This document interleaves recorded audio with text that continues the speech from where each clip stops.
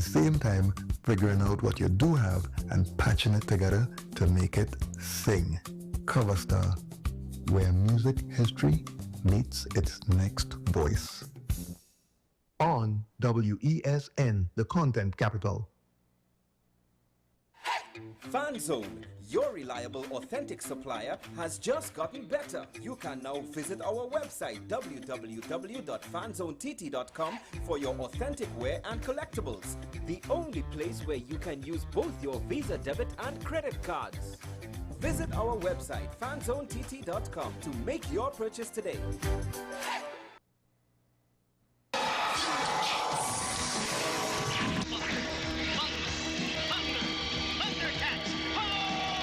Remember waking up early just to catch your favorite cartoons?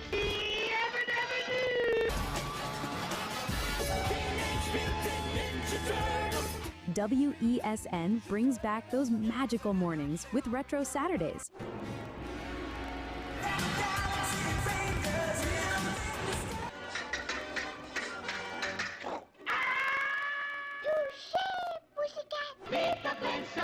Thus, the Powerpuff Girls were born! Where the young at heart relive the fun. Join us every Saturday from 8 a.m. to 12 noon, only on WESN, the content capital. By public demand, the draw date for the 3-car raffle presented on behalf of Queens Royal College is now extended to Saturday, January 24, 2026.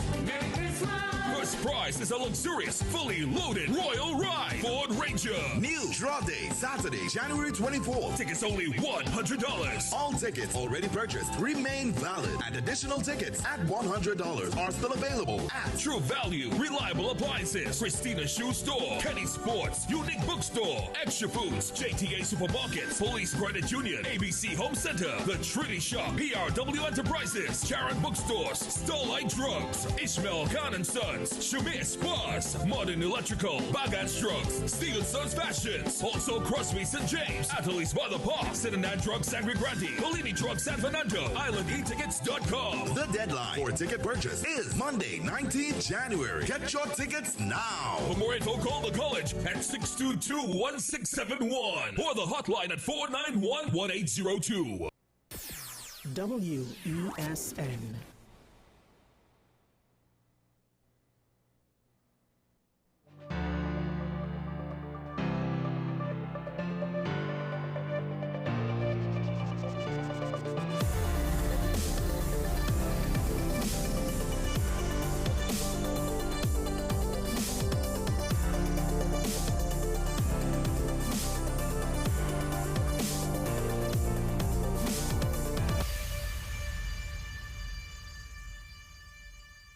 Do not adjust that dial. We are back here, 2026, the first talking point for the new year. Sean Michael Small back at it once again. We missed out on a lot of stuff, and I'm sure a lot of people probably were wondering, where have I been? Where has WESN been while everything that has happened?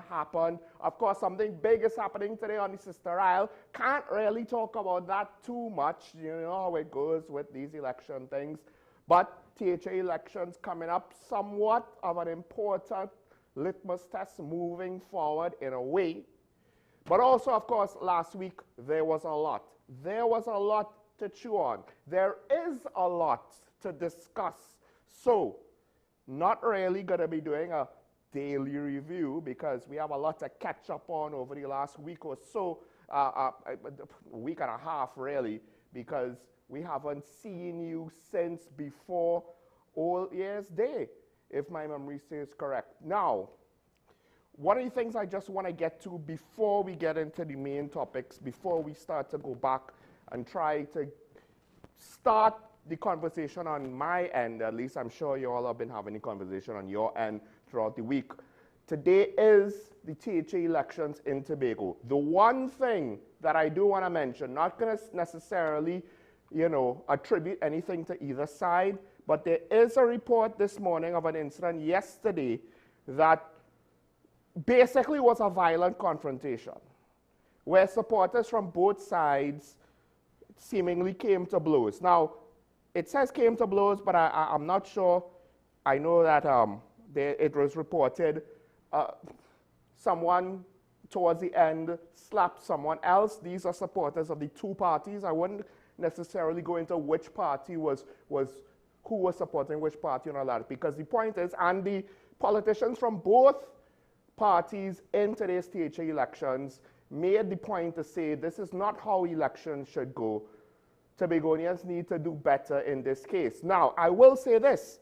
The incident started because the supporters of one party, apparently, allegedly, if I'm reading correct, took a flag, took a piece of political iconography from someone of the other party and burnt it. And while they might feel somewhat justified in defending themselves after the fact, dare I say, if you're burning someone else's flag, regardless of whatever it is, to some extent, isn't that theft? So this is one of those things where you need to understand doing something like that escalates the situation, because the perpetrator of at least one of the violent acts basically was questioning the justification of the other side. And dare I ask, time out, who started this whole mess? It's one thing to have a disagreement, but from the moment you start to say, I'm going to burn down or destroy your flag, your icons, your symbolism, your symbols, your messaging, I'm going to use a violent act to destroy whatever it is you're trying to display, as opposed to winning in the debate of ideas and ideals, then I'm sorry, but I'm not saying that the violence or the threat of violence, because I'm not even too sure if the person who had their flag stolen committed any violent act. They postured, they threatened in a way that was beyond the pale, to be honest, but they still technically, I could be wrong, but I don't think they did anything. The point is, escalation will only get to a bad outcome. Political escalation is something I think people do not fully appreciate and understand, because you run into this blinders situation where my side is always right because we are, and your side is always right because you are. There's no reasoning behind it, and you don't necessarily have an objective determination on whatever your side does. And the reason why I didn't want to say political party names in this situation is a lot of people will want to attribute who is right and who's wrong in this situation. And there I say, it's not about that. And a lot of the things that I'm probably going to get into today, that is essentially messaging. There's a lot of situations where we want to attribute, well, someone has to be right and someone has to be wrong. So in this scenario, who do we, the public, decide is right and who do we, the public, decide is wrong? When the reality, especially when it comes to violent confrontation, is that it ain't that straightforward, it ain't that simple. And to oversimplify it that way undermines the truth behind the matter. Let's go into one of those topics now that I wanted to get into, because this is one of those tricky situations, right? Where, I'll be honest, even I am not entirely sure how to respond to this, except at the end of the day, I must recognize my response, it only goes so far, only matters so much, and that is the taking of Nicolas Maduro from Venezuela. This is one of the big news stories that happened while we were enjoying vacation. Let's just put it that way. And this story happened. It took me by surprise in the sense of course, you know, monitoring the situation like anyone else, and probably had some discussions about what's going on with somebody, the other privately, and then come the next morning, bam, this thing happened. And it's one of those situations now where, similar to COVID, it's gotten so politicized, I've reached the point where I don't even necessarily care to follow in any significant way, minute to minute, hour to hour, what the politicians have to say for the most part. I'll follow the general trend of the messaging, but I'm not going to necessarily, and by politicians, I mean American politicians, international politicians, Caribbean regional politicians, local politicians, because it has basically become political fodder for everybody. With regards to TNT, of course, it's our local domestic politics, and then our regional politics with regards to the wider Caribbean. I don't necessarily see anybody making any real reasonable arguments with regards to the situation that we have found ourselves in, or technically not, because dare I say it was over just about as soon as we found out that it began, it was over. We didn't hear a peep, we didn't feel a peep, nothing happened to us. Oh my gosh, all of that's fair for nothing. However, it's not finished yet. To be fair, it's not finished yet. That said, I'm not saying have no fear, but at least be reasonable about it. And then, of course, in America, it's also turned into political fodder. I'm not saying I necessarily agree with how it's been handled. And technically speaking, I had to admit to a friend of mine, yeah, it does kind of look, listen, after what happened to Brent Thomas, I can't say, well, no, that's not kidnapping, because they didn't declare war, and they didn't go through any proper process. I don't expect Venezuela to facilitate any proper extradition process, by the way. Let's just make that clear. It's not as though you could go to a judge and say, Your Honor, the American government did not utilize the reasonable expectation of the process that's outlined in whatever treaty they have with Venezuela, etc., etc. Like, I don't think that's a reasonable argument to take. I think anybody will look at the situation and say, of course Venezuela is not going to extradite Nicolas Maduro. They don't care what the charges are. It doesn't matter what the evidence or lack thereof says. But given the fact that there was no legal standing for the action, as far as we're aware, it's kind of hard not to call it kidnapping. That said, they took Nicolas Maduro in an operation that I think once again somewhat exposes the whole argument of what war would look like, because it was a rather one-sided affair. It was more one-sided than even I expected on the best of circumstances.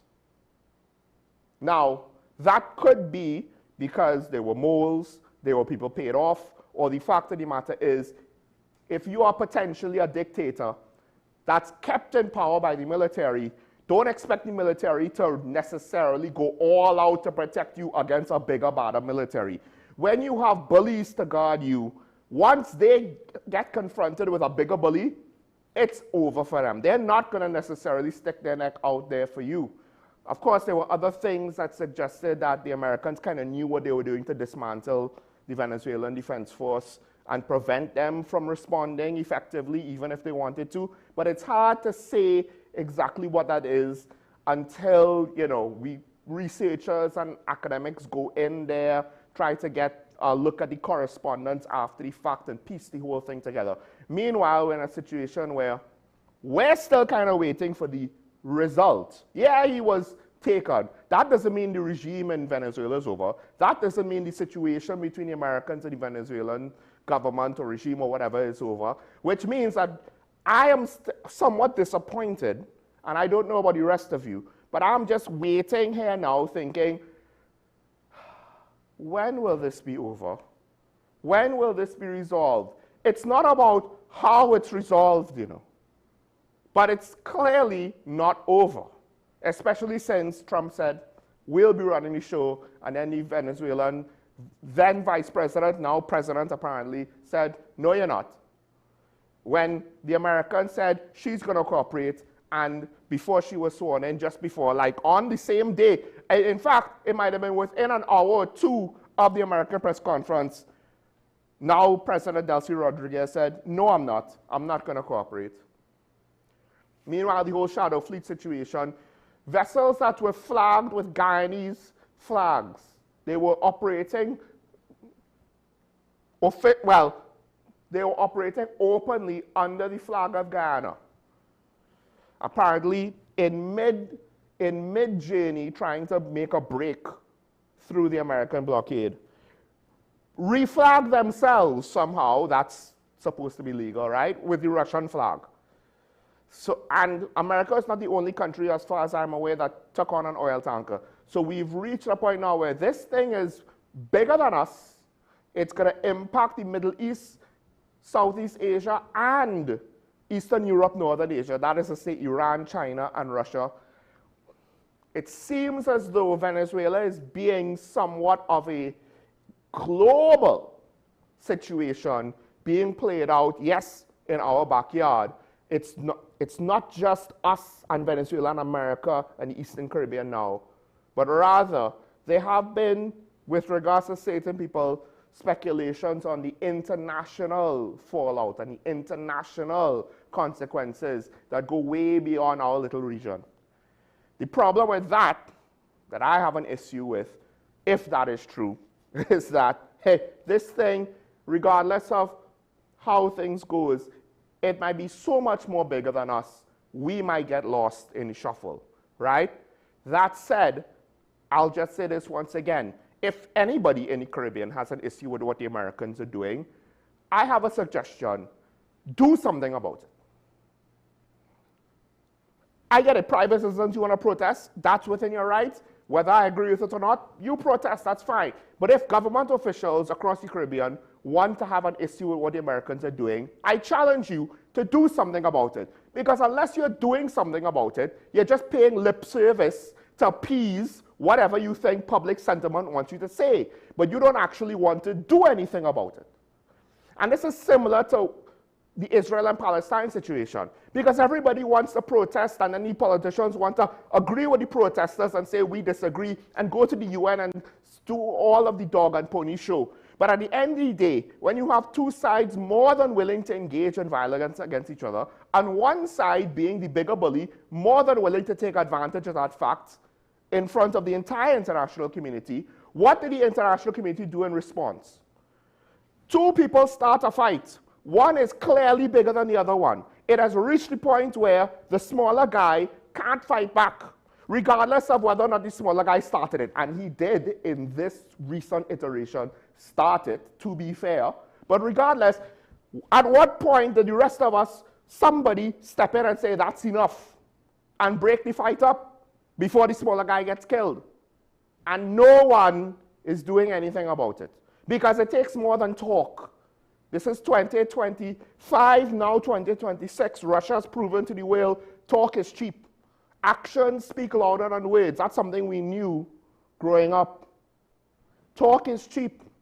Actions speak louder than words. And unfortunately, the military action genie was let out of the bubble a couple years ago.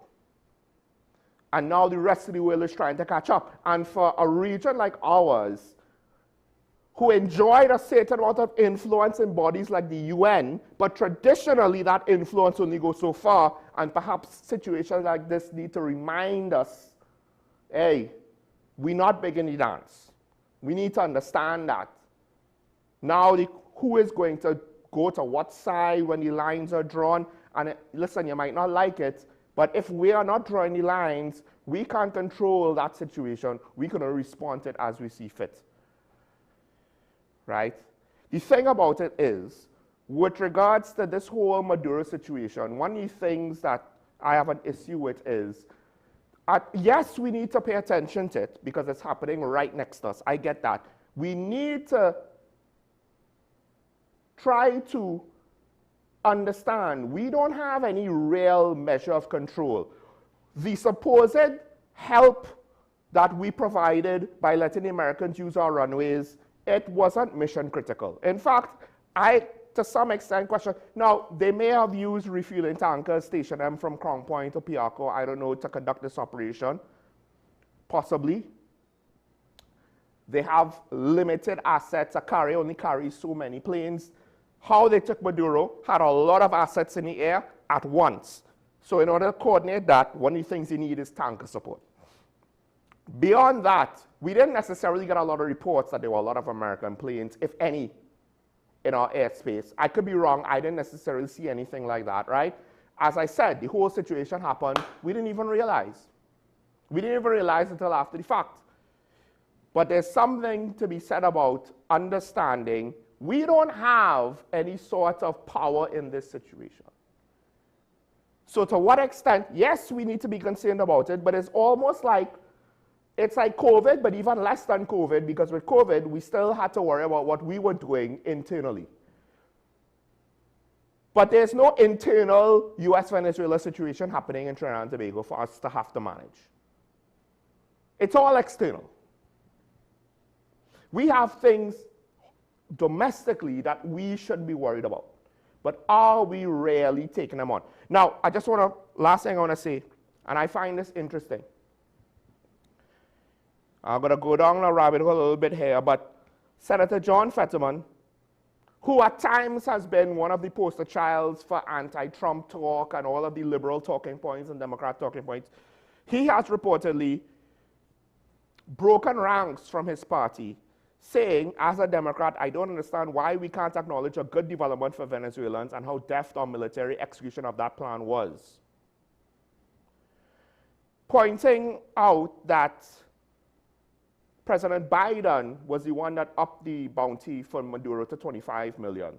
You see, now Trump one-upped him saying 50 million, so that's what people think, oh, Trump has the bounty for 50 million. Yeah, but at some point there was a 25 million bounty under Biden. And to me, that goes to show that we are going to be following the situation because one side says X, the other side says Y. But a lot of issues like this, it didn't start with the current US president. And it wasn't only continued by the current US president. And we want to get sucked into American domestic politics, not understanding that everybody there is playing the game, playing almost the same game that our local political parties are playing down here, in almost the same manner. They're just doing it at a larger scale. Dare I say, they are no more professional or capable than our politicians. Well, to some extent, they are a bit more capable. They have more experience governing at higher and higher levels to prepare them. But once they get to national levels, they still kind of make similar-ish mistakes when you get down to it. But here we have a Democrat senator breaking ranks, and I will challenge people, don't just go with the normal narrative of if this is a good thing, is this a bad thing, what does he mean? But just take the fact that he decided to have a different message to his party, whether you agree with him or not. Ask yourselves, why did he have this message? And this is coming from the guy that started off saying, I can't necessarily say that this wasn't a kidnapping. So I'm not condoning this as, oh, this was totally legal, or this is totally fine. But I'll just say this, all of that international law that people want to throw about on this topic, more often than not, who enforces all of these international laws? Who do we look to stand up and be the backstop on these international laws? Who do we rely on to ensure that these international laws are upheld? I didn't realize we had military alliances with, I don't know, people in the Middle East or African nations or South American nations or European nations or Southeast Asian nations. No, a lot of the world relies on the United States. A lot of the world. So again, what are we going to do about it? But more importantly, given the fact that our government can't necessarily do anything about it, what do you expect them to do about it? You want them to ban America from using the airports and kick the radar out? Explain to me how that would have made a difference in the situation. If your goal is to hopefully prevent anything from igniting in Venezuela that could have negative consequences for us. If it is just, I don't want to be associated with Americans, I don't think that's a practical point to make. Not right now, the way how things are going. Now, speaking about right now, want to get to this before we welcome our guests from the TTPS. We're kicking off the year, right? There, of course, is a situation with the road traffic fines and penalties. And this is one of those things where I guess it will be perceived differently depending on, one, your background, your biases, two, your political perceptions, three, whether you don't have to be a supporter of any party to have political perceptions, by the way, right? That's why I separated it. But dare I say this, it's taxes and all but name. That's what it feels like. Because there have been people pushing back saying this is for road safety and people need to conform to the law, and what's wrong with them enforcing the law? And I'm saying cool, but it seems as though, and I could be wrong, it seems as though it's not one thing that's happening, it's two things, and it's interesting that these two things are happening at the same time. And the two things are an increase, a significant jump in the fines, and then now a significant jump in the enforcement of road traffic laws. And let me just ask this, could anyone show me data to say that the enforcement of the pre-existing fines would have been ineffectual? Could anyone tell me that? Because I understand if a coconut vendor is breaking the law. I just don't understand because there's an expectation that he's supposed to pay, what, $19,000 within a month? Now, I get it. If he's breaking the law egregiously, he should face escalating consequences depending on his willingness to comply and his willingness to have to face the consequences. He fails to pay the first fine, it should go up. Now, apparently some of these situations are, it's not just a now for now, like it recently happened, but still, on some level, on some practical level,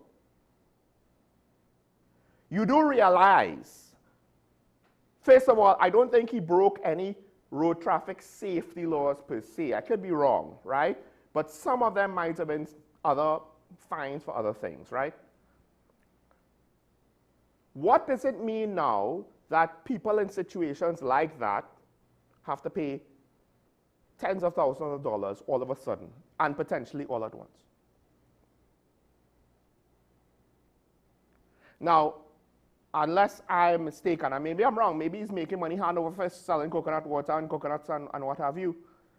But something tells me that $19,000 a month is not something that he could do.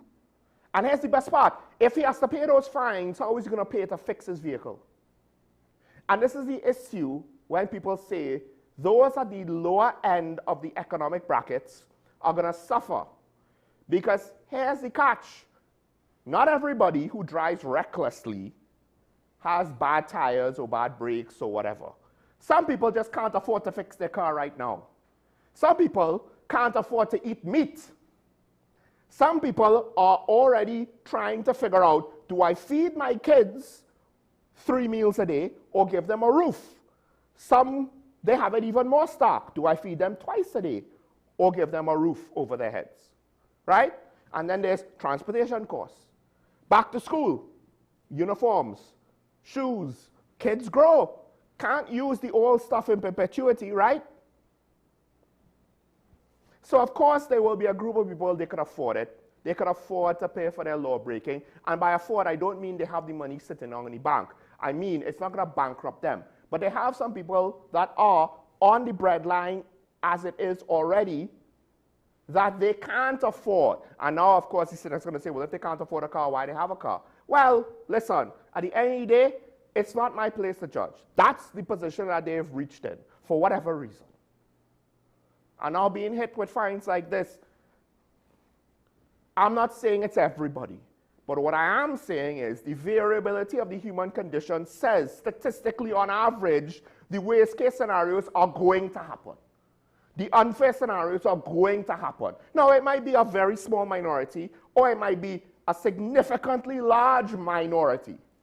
Or it might be even worse than that, depending on the poverty level or how close a significant amount of the population is at the poverty line.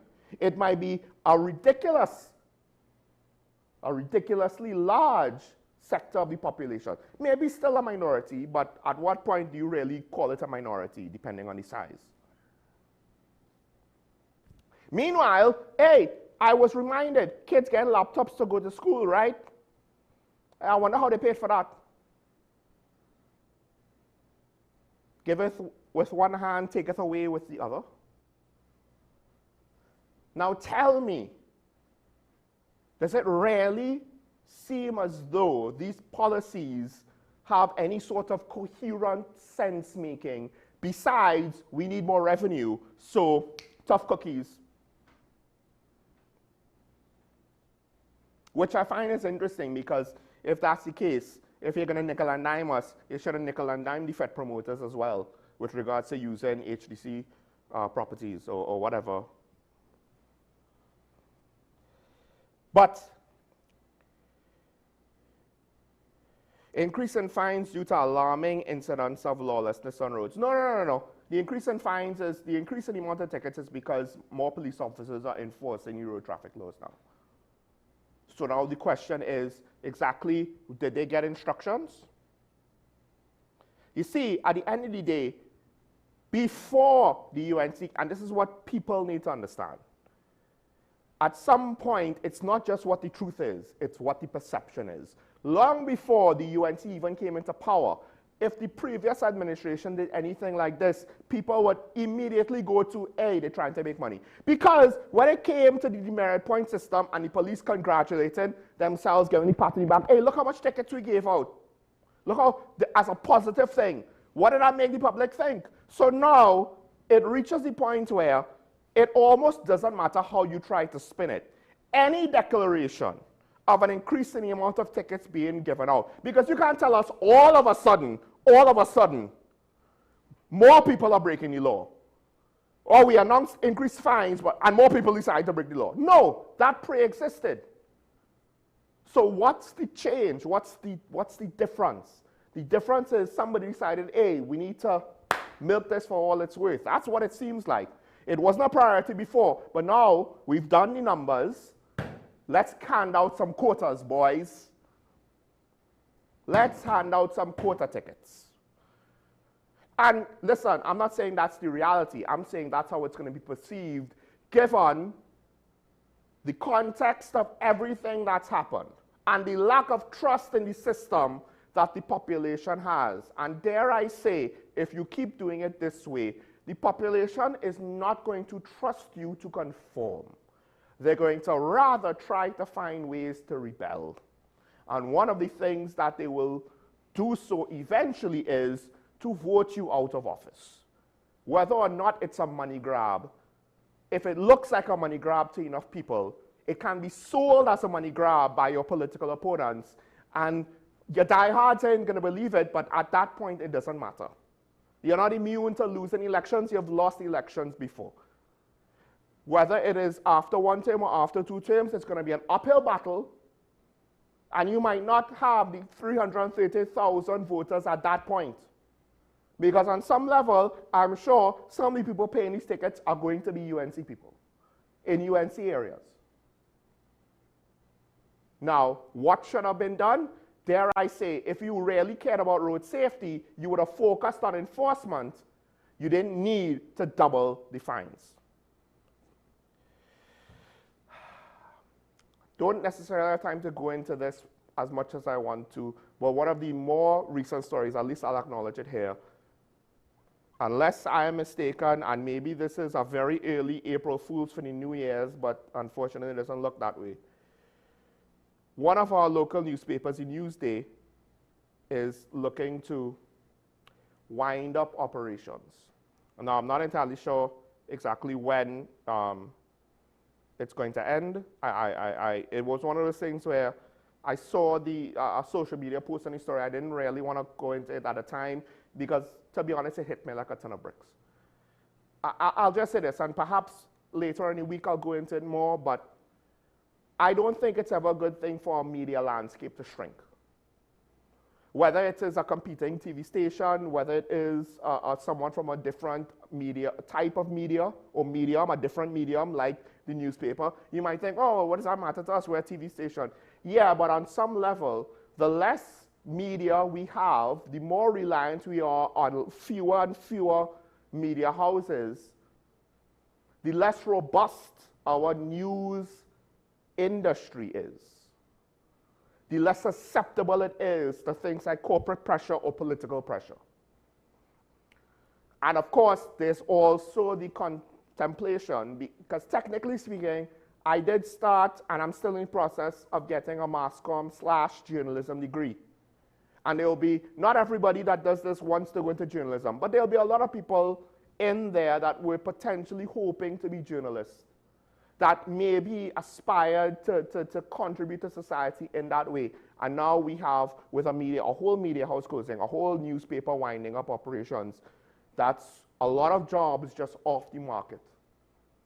And it's a sign that the whole industry is not in a healthy place. And dare I say, this could be the sign of more to come, because this is not the first media house that had to close up shop. Late last year, Loop News had to also close up shop. That means people on the breadline. That means less news reporting. That means less perspectives. Anyway, I've gone on enough. Let's take a break. This is 2026. We are live. We are live. First time for the new year. And hopefully we should also have for the first time for the new year our TTBS Media Ambassador. Stay tuned. This is talking about the WESN, the Content Capital 2026. We'll be right back after this.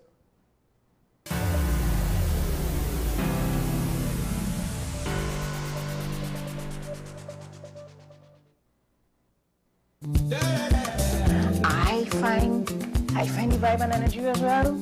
Yeah, I liked it. On WESN, the Content Capital.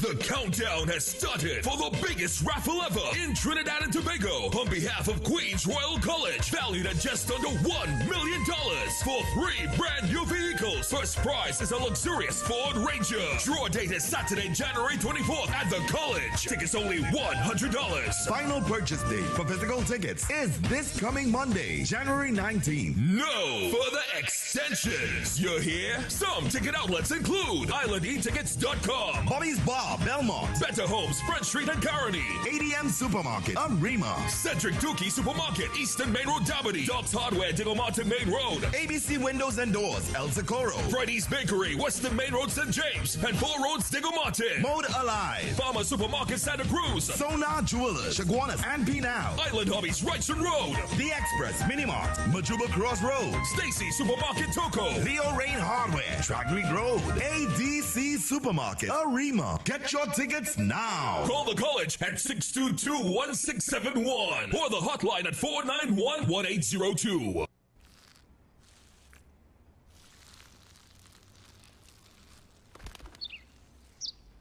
Maybe he landed here totally by coincidence. But if by chance he's admiring your fresh coat of Benjamin Moore soft sky blue, well, that's a pretty high compliment. Coming from an expert.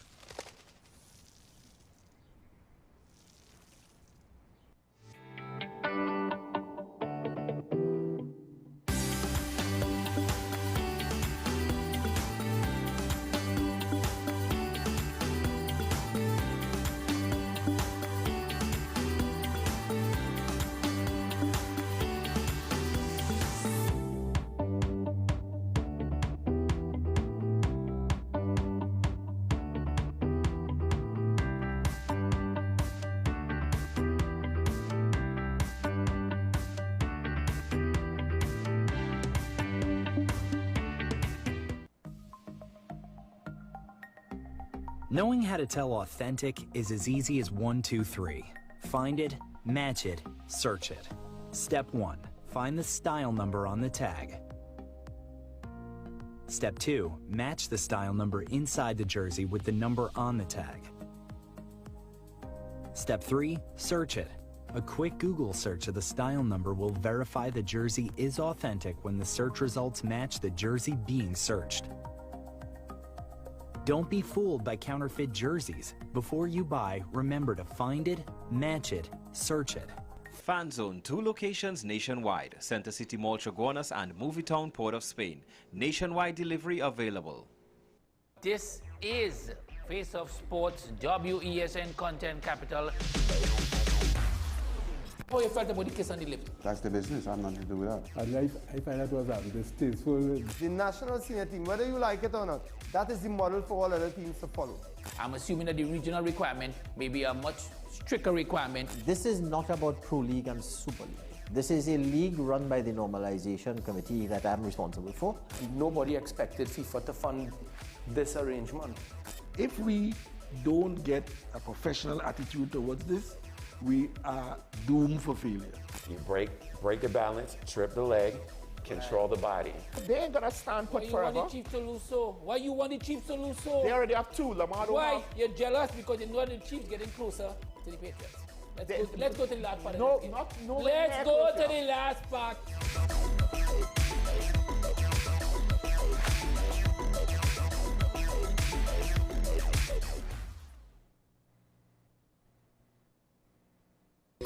Take some time for yourself or spend some time with the family at Sandy Point Village Hotel. Enjoy our various studio and suite apartments, self-contained with their own kitchenettes and Wi-Fi. We also have our famous 100-foot swimming pool and our beachfront restaurant, the Steak and Lobster Grill. And our location in Crown Point puts us near the center of activity from the nylon pool to the local nightlife. Call us and make your reservations at 639-8533, 389-2378, or email us at sandypointvillagehotel@gmail.com.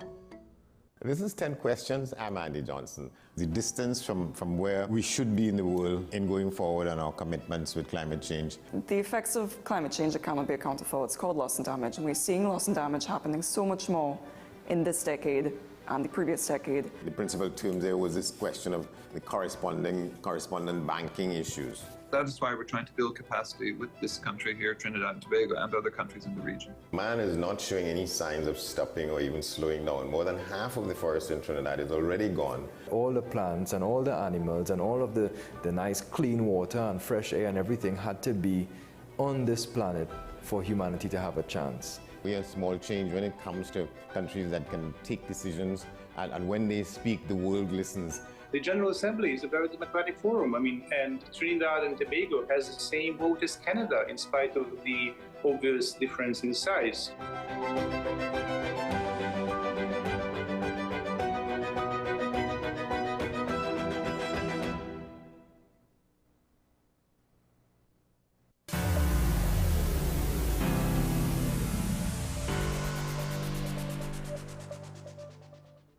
All right, I'm back here talking about the WSND Content Capital 2026. It's the new year. This is the first show I know. It's all the way on the 12th of January, but this is our first show for the new year. Now, just before I welcome our guests from the TTPS, we have a couple of comments. I do want to take one quickly, right? It should be up on your screen there. So the comments is basically saying, given my support for foreign intervention for regime change in certain circumstances, do I support military intervention for regime change in Zionist Israel for its genocide, ethnic cleansing, and land theft?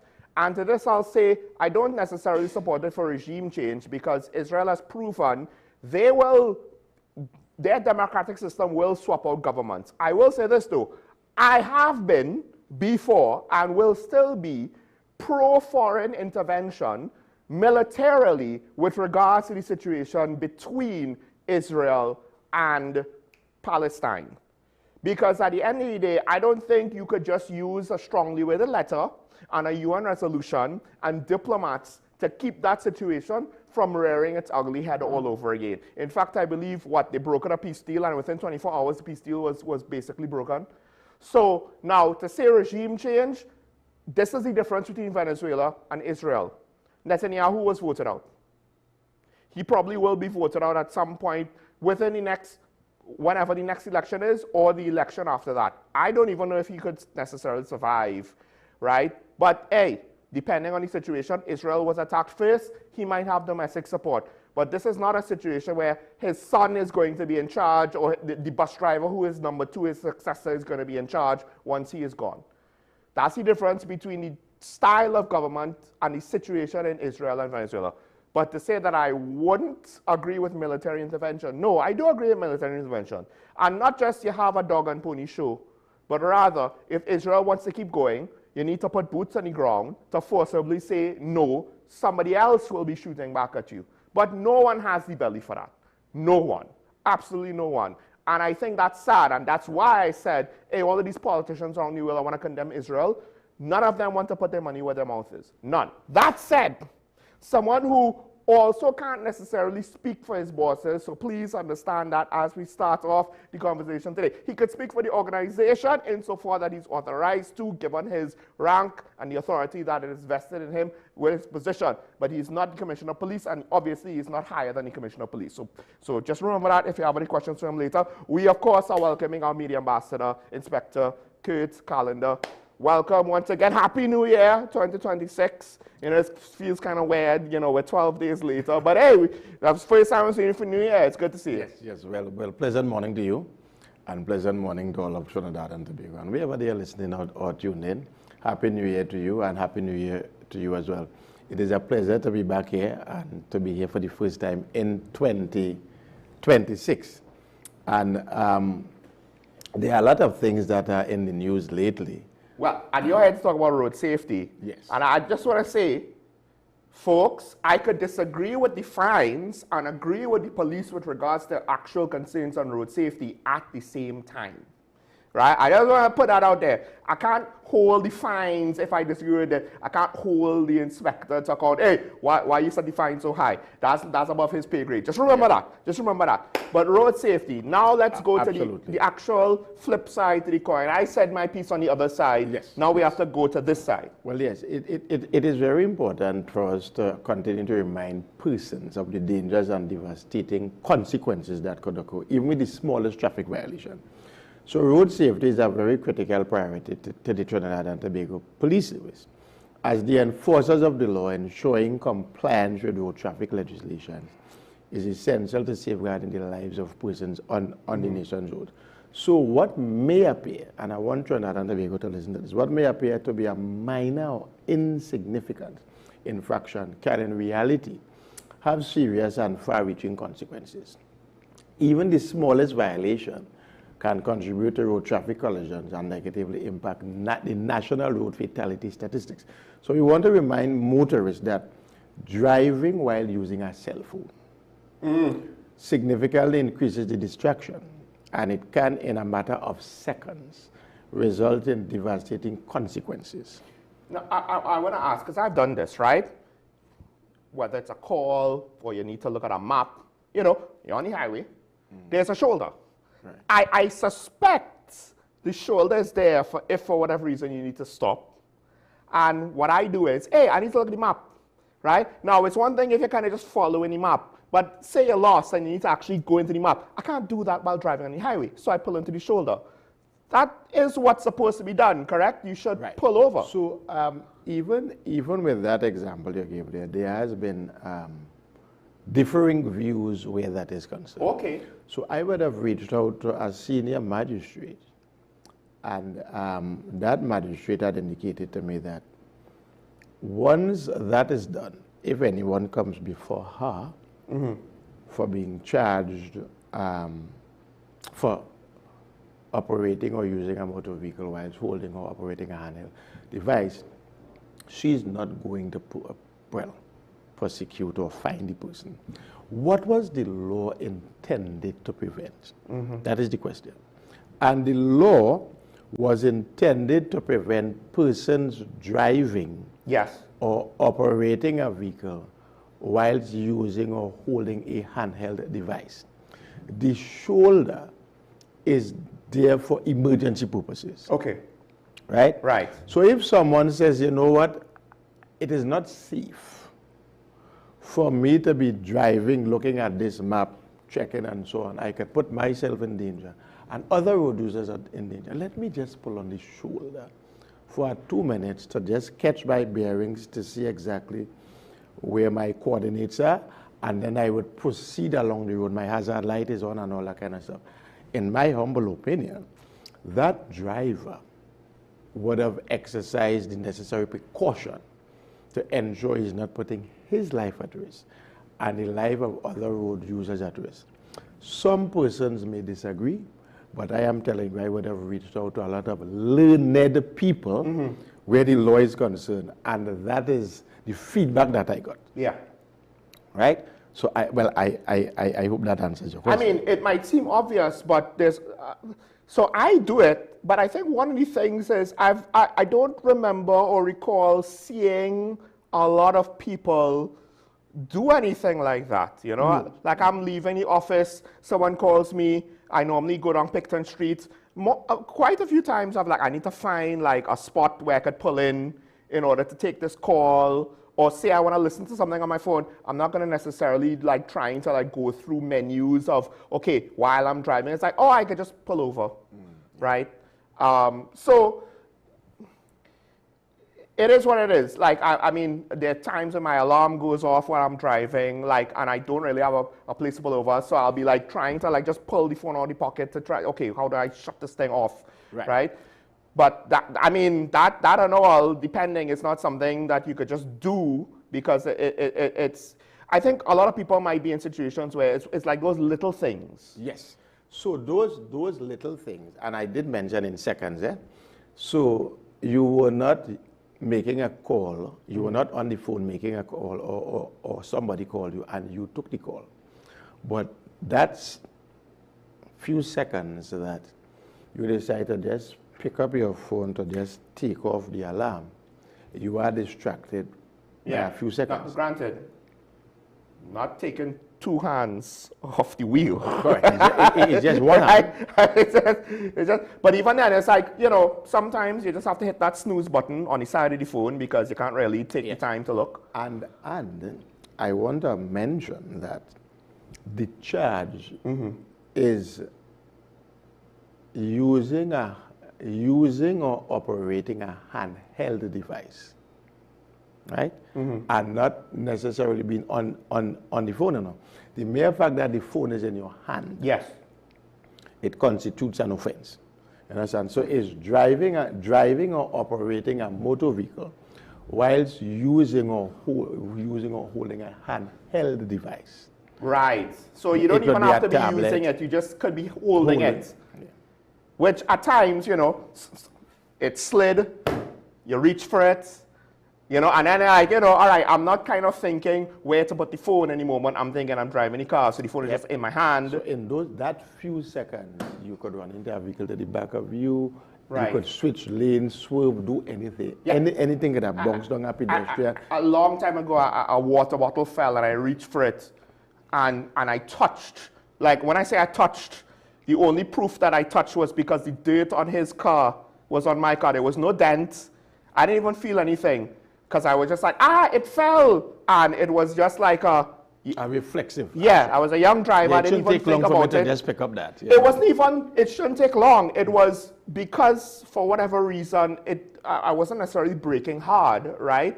But but I broke hard enough that it flew off the seat, and it was just one of those reflexive things, like right, and you reach for it, and you didn't really think it through, and then bam, and then it came. Oh, we did touch, because I'm like, I didn't hit you, and there was no dent, there was no scrape, but there was transfer of dirt. So I'm like, oh, okay. And that vehicle could have been a person, eh?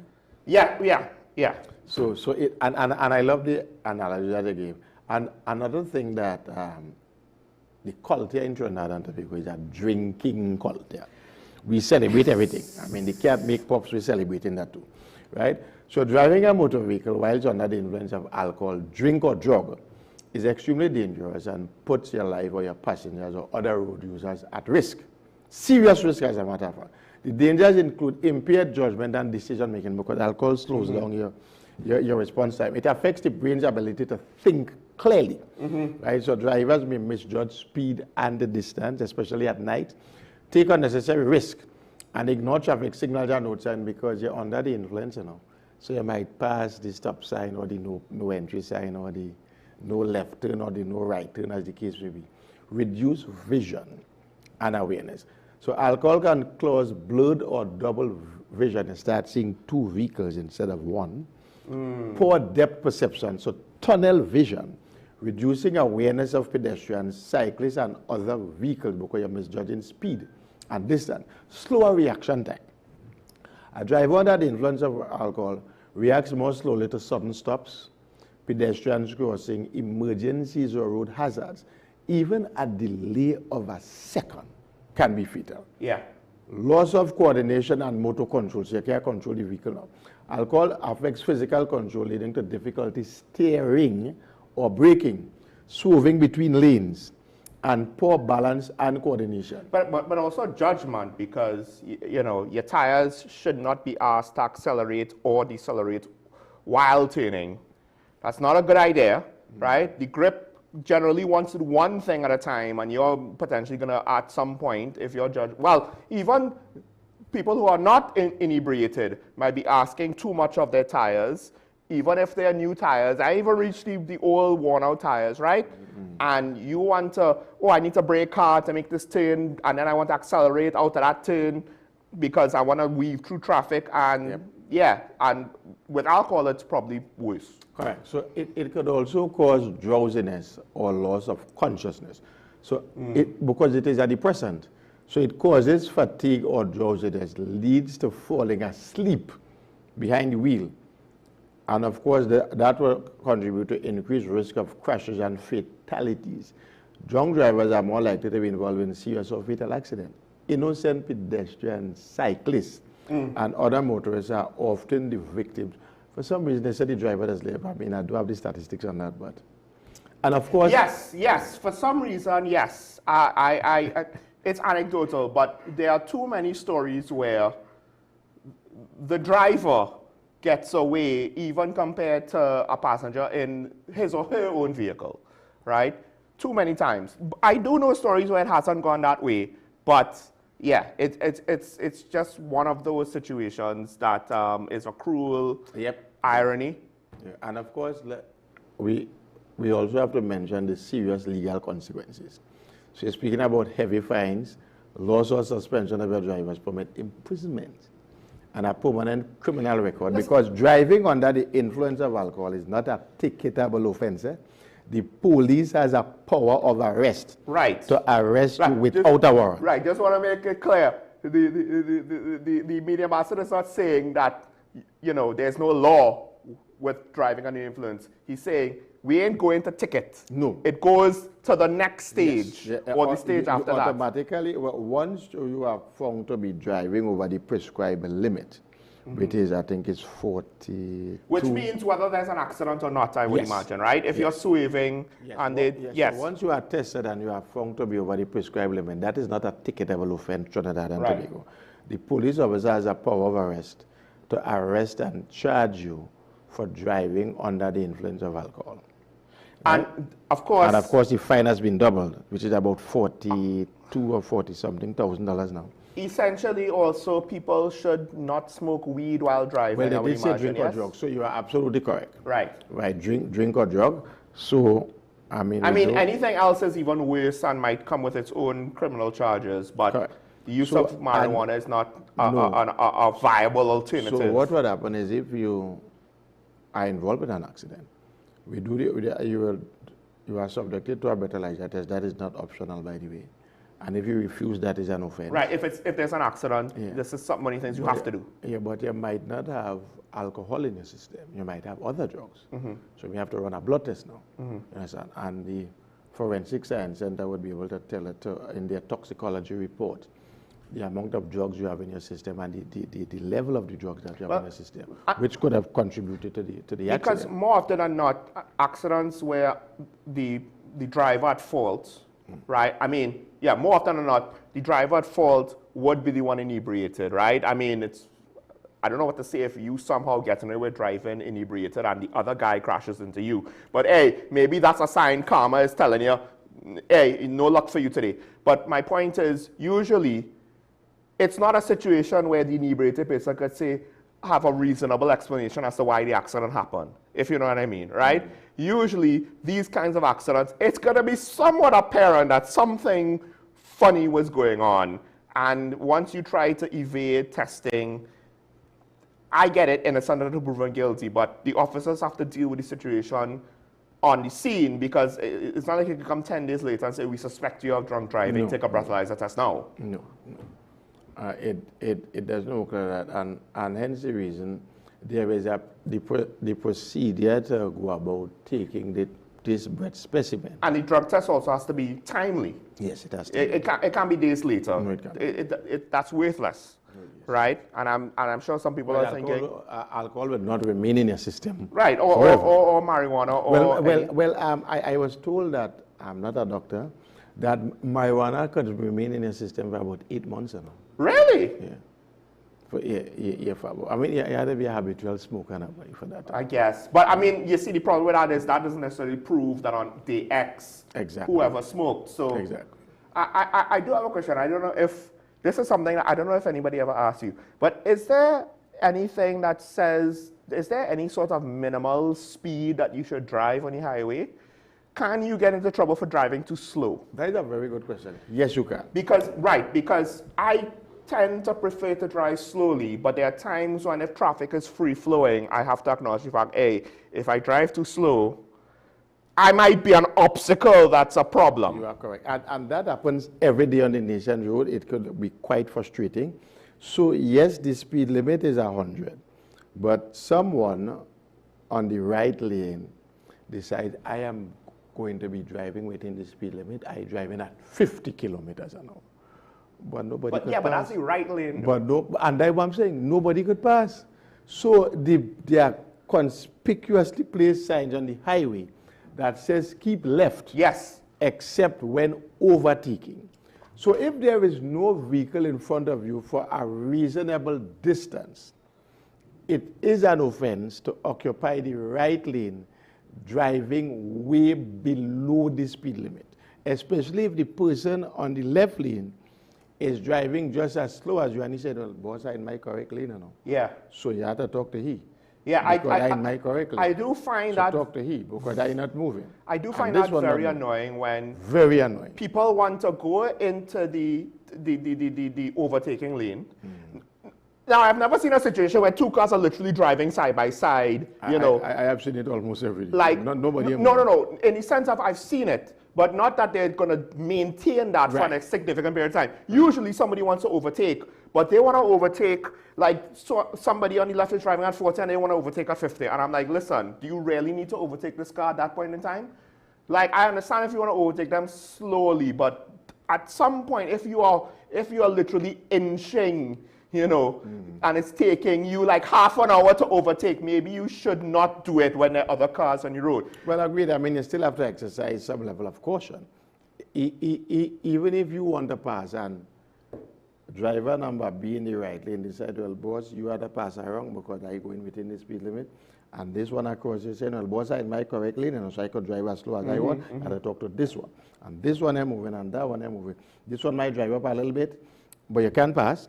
So they're riding, this one getting his bumper ridden, you're riding this one bumper, they're riding that one bumper, they're blowing, nobody could pass. So that's where the road rage and the road hog mentality come about now. This one might decide, well, I overtaken on the shoulder and cutting in front of you. And this is where you driving too slowly is creating all that. It could potentially, yes, it's not your intention, but no one intends to be in an accident anyway. There's more we could probably say on this, but we do have a call on the line, so we'll take the call. Caller, good morning. You're on the air. Welcome to Talking Points. First caller for the air. Good. This is Diego Martin, and to you and all your divine listeners, a blessed 2026. And to you, officer, first suggestion is to you, the TDPS, and by extension, the country leadership. I am suggesting that after 10 o'clock, we should revert to, I think the speed limit at that time was 80 kilometers per hour. Right. And let me tell you that my experience during 10, 11, 40% of the people drive over 100 in the night. I don't know why they drive under. It might be they're trying to avoid criminal acts and don't want to reach home in time, but go and check it. That is the worst time to drive fast, bearing in mind the condition of our roads, potholes, no white lines and things like that. So that is my suggestion for the new year. But the most important point. Caller, is it 10 a.m. or 10 p.m. that we speak here? Yes, 10 p.m. Sorry. 10 p.m. 10 p.m. Very well, caller. Yeah. All right. I thank you for your contribution. Anything else? Yeah. My most important point. Okay. October 2024. The OAS convened a meeting. Right. You know, Everybong has been always basically saying he's not seeing people represented by Trinidad and CARICOM meetings, etc., etc. Trinidad was absent to that meeting, and that meeting was basically a meeting called to get the Maduro is very much in the air, Maduro regime to release the election results. They needed 17 votes to push him, just like what everybody did to Granger in Guyana.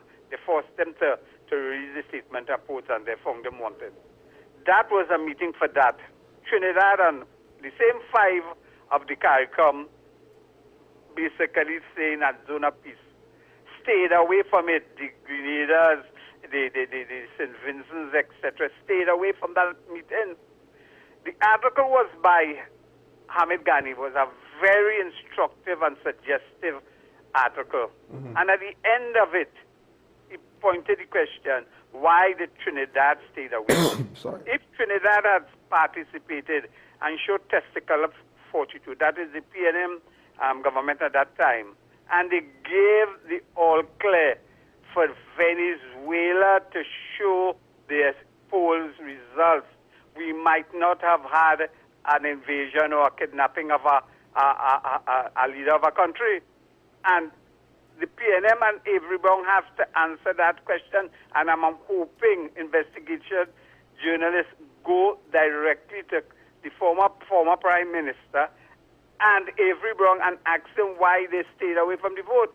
Was there some sort of collusion between Maduro and those CARICOM people to possibly benefit from the relationship that Maduro stays in of it and they benefit? Are going to have a nice morning. Thank you, Kola. I'll try and be quick, but I'll say this. No, I don't think there was collusion. I think, however, it was not too dissimilar to what the current government is doing with regards to the Americans, right? It's the political reality. Now, granted, I would argue it's based on the pre-structure, pre-COVID, that I don't think the pre-COVID world really exists anymore, right? A shooting war in Eastern Europe kind of sort of that, put a big hole in the business as usual from pre-COVID. It just took a few years for the new reality maybe to catch up with everybody. But here's the facts. One, I don't think Venezuela would have heeded any demands for them to release the results from any international body. Doesn't matter. They hid it from their own population. Why they're going to reveal it to us? And how are we going to enforce it, right? They're already looking to defy an American military presence now. What is the Eastern Caribbean and the Organization of American States going to do to try to compel that beyond a strongly worded letter? But also, you have to look at it from the point of view of the politicians at the time. Because I said, I believe they were operating under the pre-existing or what existed before COVID. This is how the world works. This is how international diplomacy and international politics works. We're going to demand a thing that we have no way to enforce, and it's gonna make us fall out with the Maduro regime. Why are we going to do that to ourselves, right? I mean, even then, the PNM were trying to get the Dragon deal done. And America, at least to some extent, was trying to facilitate the Dragon deal. It's just the elections it was the sticking point, right? Now, I get it. It's their individual agendas, their domestic agendas, but why compromise your domestic agenda over something that you can't accomplish anyway? So I don't think there was collusion, right? And on some level, I can't fault a politician for taking a stance like that, right? Now, if you want to go to the safety of Grenada and stuff, not Grenada, sorry, Guyana and all that other stuff, that's slightly different, right? Because now you're being directly, a member of CARICOM is potentially being directly threatened. But to say that internationally, we're going to try and force an issue and harm our relations with a country that at that time, a lot of Caribbean nations, including ours, wanted to have economic relations with, normalized relations with. I don't know if politically that was feasible, right? But 2026 now, things are very different. And I don't necessarily want to judge the decisions made even in the recent past to how they were made now, because now, clearly, this situation has blown up beyond just the United States and Venezuela, right? Russia's involved, Iran's involved, to some extent China's involved. I'll get more on that later. So this is a bigger than just that. and lines in the international community is kind of starting to be drawn. So now you have to be more proactive, whereas in the past, you were able to kind of sit back and try and say, I'm neutral, I'm Switzerland. I don't know if that'll be allowed anymore. With that said, back on the topic at hand. Yes. Right? So one of the things that we may not pay particular attention to is the emotional and social consequences of someone driving under the influence of alcohol. Yeah.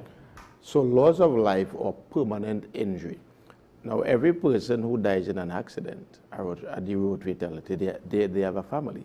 They might be the only breadwinner in their family. Yes. Yes, and they have children and other dependents that they should take care of. Those persons are now have to depend on, probably now have to depend on the state for assistance. Trauma to the families and communities, and of course the lifelong guilt and regret, because those persons who died cannot come back. Well, on some level, financially it's bad when the parent dies. Emotionally, it might be even worse if it's one of the children who passes away, right? And then now you could get hit with a double whammy. The child that passes away could be yours in your car if you are driving inebriated. Correct. So you're talking about the primary victims, secondary and tertiary victims. But what about drivers who they believe they're good drivers and they believe that they could drive like NASCAR drivers and that they actively, oh, this person challenging me, I can't let them win. Yep. And on some level, I'm like, and this to some extent goes, at least in my experience, I would imagine, this goes to nighttime drivers, because when I'm on the highway at night, not all the time, at least for me, but I don't always see one car speeding past me at some speed so ridiculous, you know. Because I'm on the highway, right? Now, I'm not necessarily driving at 100. But whether it's 90, 80, 70, for you to overtake me as though I'm standing still. And it shake up your vehicle. Right, and it shakes up your vehicle, yeah. But then, a lot of the times, it's not one, it's two.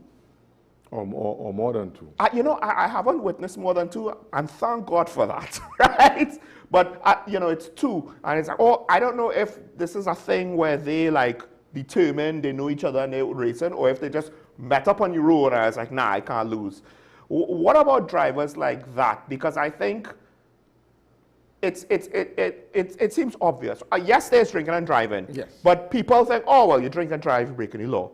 But there are people who think, it's fine if I'm driving fast. No, it's not. You know what I mean? No, it's And they kind of take that for granted. And I think it goes back to some of them, like what the caller from Digger Martin was saying, maybe I want to get home faster, the road is clear. I understand that temptation, right?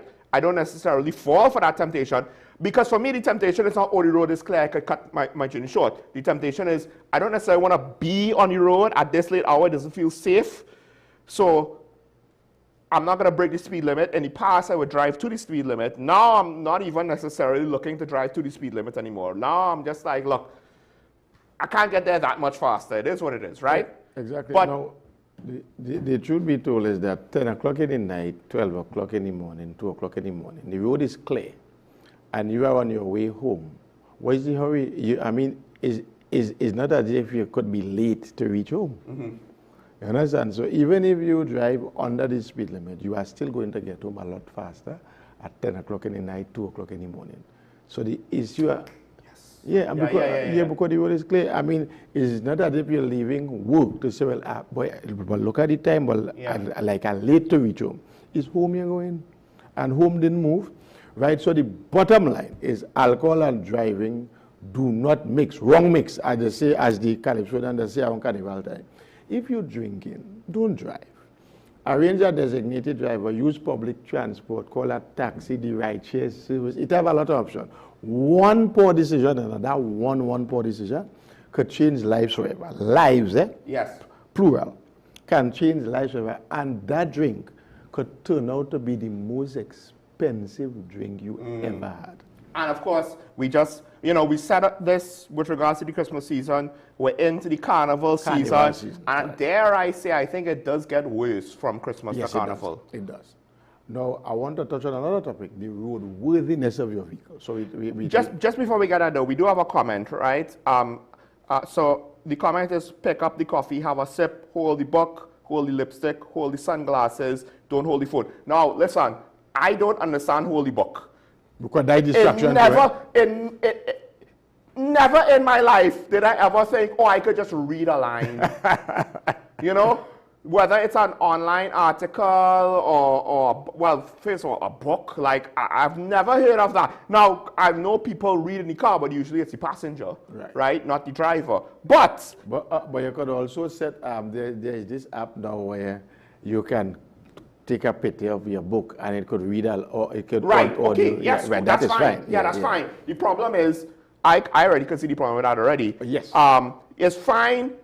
If you're listening to something, it's fine. But you can't listen to something that you have to constantly go back on your phone. Okay, what's the next page? Yes. Right? Yes. So on our video, yeah, you just, set that, put it down, you're good to go. Right. But if you have to take each page, that doesn't seem practical to me unless you get the e-version of the book and it's not the e-version, the audio version of the whole book the audio and let version. it go.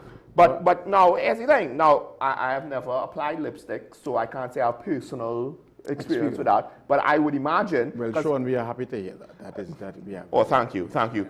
In fact, I don't really see that on the road either, to say that I'm like, oh my gosh, woman, put the lipstick down. Like, I've never really seen that. So, to be fair. There are well, there is a video, I think when you're doing the defensive driving course, they show you a video of this lady who is finished getting dressed in the car. Right.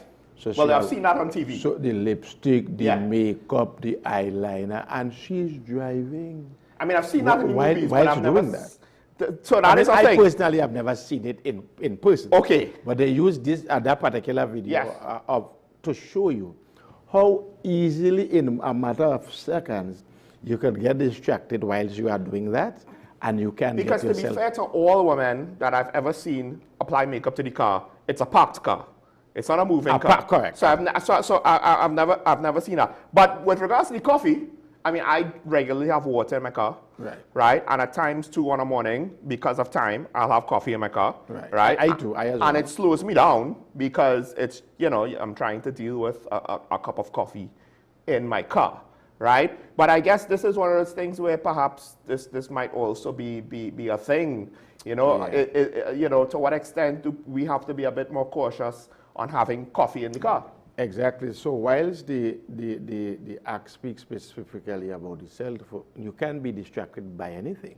I mean, even changing the music in your vehicle, because you have to look down now to say, well, I don't like this radio station. But of course, most new vehicles now come with the hands-free thing right on your steering wheel, so you can do that. Not all of us are so exactly. blessed. So not all the vehicles are like that, and you have to now manually take your finger and change the channel, and because you cannot be changing the channel looking at the road.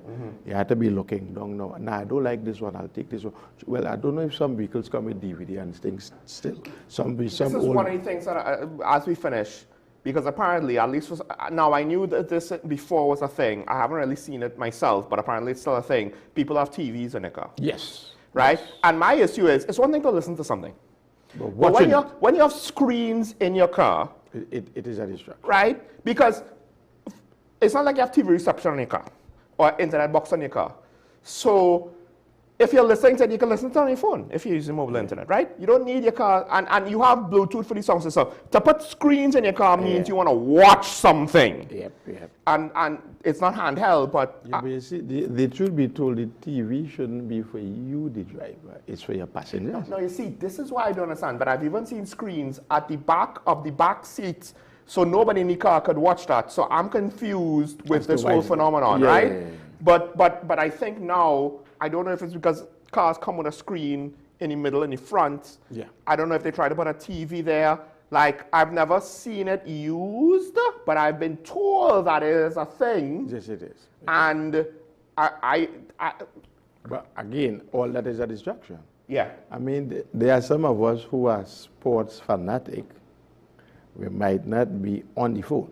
We might be looking at the phone because Football going on, cricket going on, at the end of the day, it's basketball going on. The first point of what you clearly should not be doing is looking at something else. Other than the road. Right? Like, I can understand listening. Listening. Right? I could even understand momentary distraction, something thing, or the car thing. Like, I remember one time I was coming out from the Lady Young, and the new cars have warning signals. Yes. So it gave me one, and I'm like, why is it giving me this warning signal? So it pulled my attention down, right? And now I felt so flustered because I'm like, I'm half driving, half like, did something go wrong? Did I break something? Do I need to pull over? I'm trying to figure all of this out, right? But while driving. While driving, I was like, but I just came through this yesterday. I didn't get this. The car seems fine. I'm half confused, and I just have to, slow down and hopefully not block anybody or inconvenience anybody or cause anybody to have an accident behind me, right? Yeah. So there is that. So yeah, well, most of the vehicles have all these sensors. Mine have about 16. So if the door is not properly closed or the trunk is not properly closed, well, I mean, yes, it would signal something. As a matter of fact, you would see it on the screen. Yeah. In red. Yes. The particular door that is not closed. No, but I had like a big flashing thing that was very brief to the point where I couldn't even see what it was. Right, and sometimes they could malfunction. I think it tripped off because it thought I was in proximity of something, but I wasn't really. When I'm too close to a vehicle, it signals me when the vehicle in front of me drives off. It alerts me, well, time for you to go now. And wow. Yeah. Fancy. And that kind of stuff. Yeah. All right, but moving on, you had another point So to the make. roadworthiness of your vehicle is just as of paramount importance as how to drive, as it relates to not drinking and so on. So operating a vehicle with smooth or defective tires greatly increases the risk of skidding or loss of control, particularly on wet surfaces. Your vehicles can skid with brand new tires. Well, here's the thing. Even one of our colleagues, I believe he was here talking about it, he had tread on the tires, but it was not enough tread. So he found out about it. He changed it as soon as he found out. But it was enough tread to, like, no one would have thought that it is not roadworthy. Correct. So it's not just, I think if you wait until it's smooth, that might be the mistake, or one of. Yep, no, but see, that is the thing, as you quite rightly mentioned. You can have tires with treading, and it may still be defective. Right. So it is important for you to periodically check with the tire shops.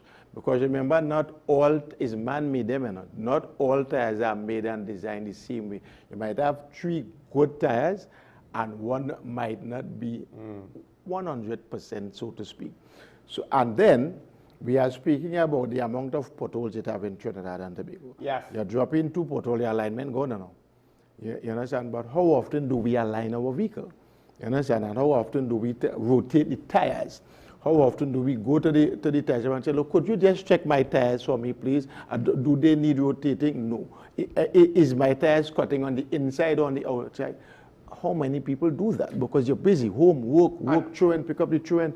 Older cars, because I had a car in this situation where, yeah, you get new tires, but when you align the tires, the angle, some older cars cannot adjust the angle. Right. And that's when you have to use these alternative means of management like rotating, right? Because one of the cars that I've driven for quite some time, a long time ago, we was like, all right, well, let's adjust it. It's like, no, well, it can't, right? You have to buy like an aftermarket kit, blah, blah, blah, blah. At the time, we didn't intend to keep the car for so long. In hindsight, we kept the car long enough. Maybe we should have bought the kit. Right. But like, it was just one of those things where, look, the car itself didn't have the parts to do it. So it was what it was. Luckily, I'm not someone that drives long distances frequently. So the wear on the tires was a lot more manageable than, say, if I was coming from south to north on a regular basis. And therein lies the rub. I think, now, this doesn't mean that if you're not in a situation that it's an excuse. Correct. But unfortunately, more often than it should be, reckless driving is compounded by poor roadworthiness. Exactly. And the other thing is defective windscreen wipers, which of course compromises your visibility during adverse weather conditions, placing both the driver and other road users at risk. Now tell me something. how expensive it is to change a pair of windscreen wipers. Yeah. Less than $300. Right?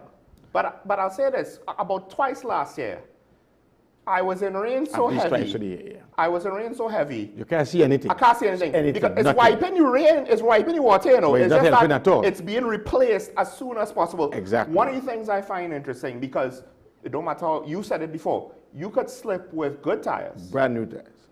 How people drive during the rain also frightens me. That's number one. And number two, if you've never driven without AC, then you will appreciate that in rainy weather, AC is not just for comfort. Correct. It is potentially for safety.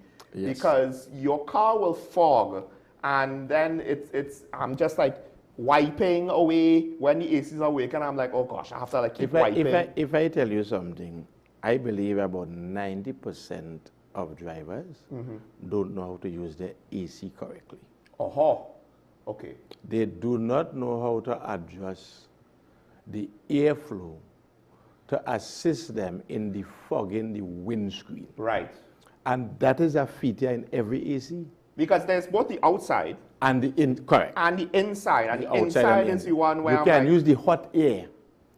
We turn it up to all the hot air to assist you in defogging the windscreen. But when you don't have AC and it's raining, well, it's the heat of the inside causes the inside to fog. And then that's a situation where it's very, well, again, I don't know how some people can speed in the rain. I don't know either. Right? No, and then you compound that with defective windscreen and defective tires. Yeah. And speeding. So faulty or defective lights reduces a vehicle's visibility and its ability to signal intentions, especially at night or during poor weather. So many people at night misjudge distances. Yes. Because of probably poor visibility on the roads. It is a common thing with most drivers. Yet they want to speed. The rain it is now raining, you are misjudging distances, the visibility is poor, your wiper is not working properly, you are speeding. So all those things, poor signage on the roads, road markings and so on. So all and defective. Well, yes. I mean, I have been in a situation where poor signage got me in trouble. Yes. Right? Or rather, because you cannot even see the white light. There was a truck in front of the sign during the day. Right?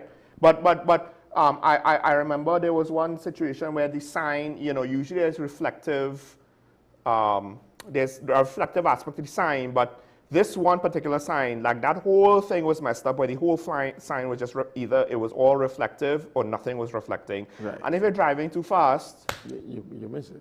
Yeah. Yeah.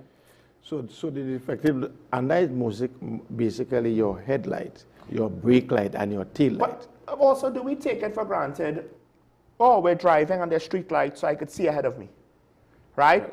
But then there's two problems with that. One, because where I live, you don't expect it to happen, right? Sometimes, if you're not necessarily like looking for it, you might not even realize because there might be a small gap where there's no lights. I'm like, oh, this is kind of dark here. What's happened? Oh, the light. What if the electricity goes? Right. But my point is, you take it for granted that the street lights will light your way. You come to a dark patch now. Electricity is there. It's just 3 street lights in a row. All of a sudden you can't see anything. You speed and you have no time to react. Correct. But also, I do wonder when people are going out into the country where Mayaro, Toko, parts where they don't have street lights. I don't understand how people drive fast in those situations. I neither. I mean, it is baffling to me, And I am speaking about the road is not up to best. The roads are narrow.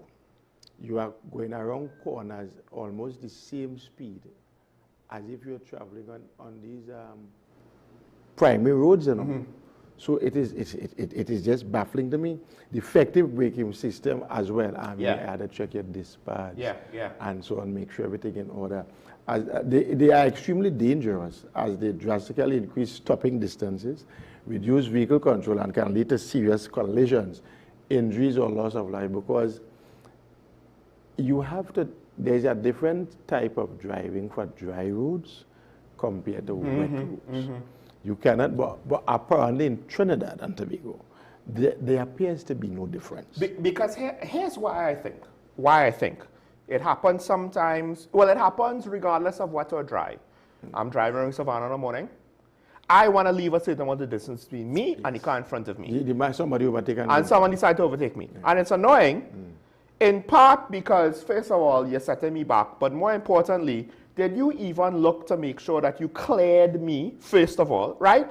And then second of all, now I have to also slow down because, hey, maybe we're cruising, you know, the light now turned green, you know, we're cruising for a little bit. Now I have to be, you know, I'm interrupted a bit because I need to slow down a bit more because I don't want to be bumper to bumper with you. No. That's why I left space in the first place. Exactly. And I think now that you have two ways to respond to it. You could be annoyed but continue to keep the space, or you can say, well, I'm not leaving no space for nobody.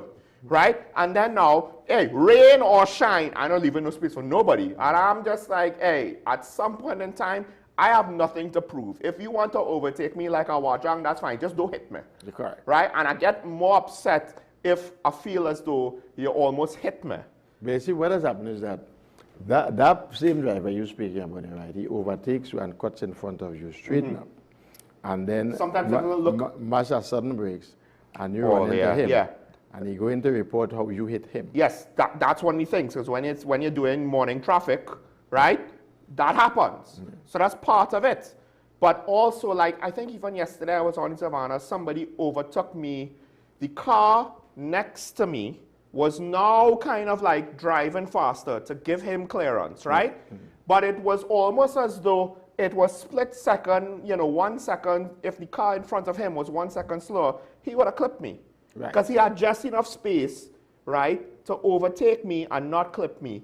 I didn't have to slow down in that situation. Sometimes you do. Yes. And I'm like, did you even look? Now, it's very apparent when I'm on the right and the person is driving to my left. So I could see him, and I'm kind of like, are you even looking in my direction when you do this? Correct. No, based on how people drive, I can tell you many persons have never done the defensive driving course. And once you do a defensive driving course, your entire driving habits ought to change because we are doing so many things wrong. Right. As it relates to driving on the nation road, I think they have to make it mandatory. Is it that people think, you know, like I have the right of way in these situations and that just excuses anything? Well, or I'm entitled to, you know what I mean? Well, no. I remember talking to someone and I said, like, there are some drivers, they don't like to see nobody in front of them, you know. That is the mentality. Yeah. I must be in front all the time. It's foolish. Like at some point, listen, I don't want to speed. So if you want to speed, I have no problem with you going. Once you don't hit me. Right? Once you don't hit me, right? If you want to speed, that's between you and the law. It's not my job to now run you down. Correct. And speed after you to say, hey, stop speeding. Like that would just be compounding the issue, right? So on some level, because take the Savannah. It is near impossible for you to be in front. It's a circular course. There are cars all along Savannah. I mean, even on the highway, how are you in front? Because of the traffic light? Well, if you go fast enough, at some point you'll catch up to the cars in front of you because I don't drive that fast and I catch up to some of the cars in front of me. Because they overtake you at 150 and they still let us stop by the traffic light right up the road, you know? Right, because that's the thing. It's like, you don't even have to drive that fast. You'll catch up to the cars in front of you because the traffic light in front of them is going to stop them for a little bit. I mean, there are so many traffic lights in Trinidad and Tobago. Speeding is almost unnecessary. Now, I'll say this because I do remember the one of the roundabouts in Tobago, which is relatively new. I don't know if it's because of alcohol, if it's because of the fact that it was new. There was at least one fatal accident a while ago. Now it might be like almost 10 years ago. But I'll never forget it because on some level I'm like, accident on a roundabout, how could that happen? Well, but if you're speeding into a roundabout. Well, it's interesting that you mentioned that because persons still do not know how to drive around a roundabout. I'll say this. When I reach the roundabout, I'll be like, do I go on the left lane? Do I go on the right lane? If I'm taking the first turn, I go on the left lane. If I'm taking the second turn now, do I go on the left lane or the right lane? Exactly. Like I myself, I'm kind of like, I'm not entirely sure. If you are going around the roundabout, and you are in the inner right lane, you're supposed to be either going around the roundabout here or making this drive to go here, but you cannot leave this inner right lane here to continue going in this direction. Yes, because there's the an person on outside the lane. exactly. Yes. The person on this left lane here, that is their drive. And you many times you see that happening. Many times. So because I believe even when I do that for the second turn, because on some level it does make practical sense, right? The second turn is kind of right there.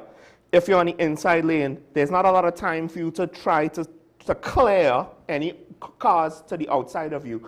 But even when I do that, it still feels kind of weird, right? Because I'm on the outside lane now and I'm bypassing the first turn. So this is just one of those things. But also I think if you're not aware of roundabouts and you're on a highway with a roundabout, because you know how Trinidadians love to drive on the highways, Yes.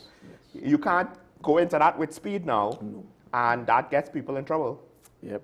Because the other thing is that the person on the roundabout has the right of way, you know, and not the person approaching the roundabout. Tell that to people. You understand? By the roundabout, by Roxy. All the roundabouts. Right. Well, I mean, I notice it a lot of the time there. Yeah, when you are on the roundabout here, but you are on the roundabout, you have the right of way. The person know who coming from wherever direction to go around the roundabout. They have to I think one of the tricky things around by Queen's Hall, I'll never forget it. One day, somebody basically just drove in the wrong direction. They might have bypassed your roundabout and just drove in the wrong direction. And I'm like, my first instinct was not, what a bad driver, how you could do that. I'm like, oh, you probably are not from here. And you don't know where to go. Yep. Because it was such an unprecedented thing that I've never seen before. Yeah, I'm like, if it is you're taking direction from Google Maps or Waze, and this was long before that. And this, but yes, it tells you at the roundabout take the first or the second turn. That could be quite confusing sometimes, because remember I'm not from the area. So when they tell me at the roundabout take the first turn and the second turn and the third turn, what madness is this? Are you confused? And so all those things could confuse people. We have a couple comments I get through. Now, this is, I believe, in response to the lipstick comment, right? When we stop at traffic lights, we put on lipstick and answer phones. Now, I don't know. I don't think phone calls are that convenient. So I don't know if maybe the callers if it's hands-free, if it's hands-free. Right.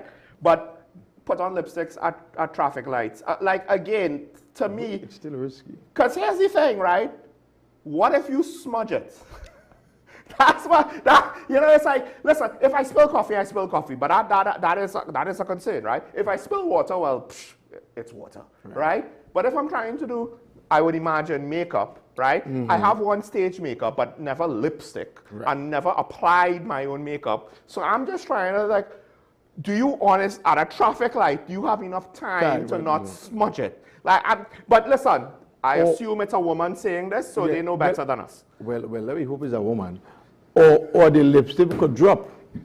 All right, yes. And then now you're fighting. Fall out your hand. You're fighting because it's an open lipstick, I would imagine, going headed everywhere. Yeah, because that's going in your mouth. So you don't want anything to touch it and all kind of back. Right, it is still risky. No, but I wasn't even going that far. I was thinking it's going to stain. Exactly. Okay, we have drop between the seat or somewhere. We have another comment that we could get to, but after the caller, move on the line. Good morning, caller. You on there?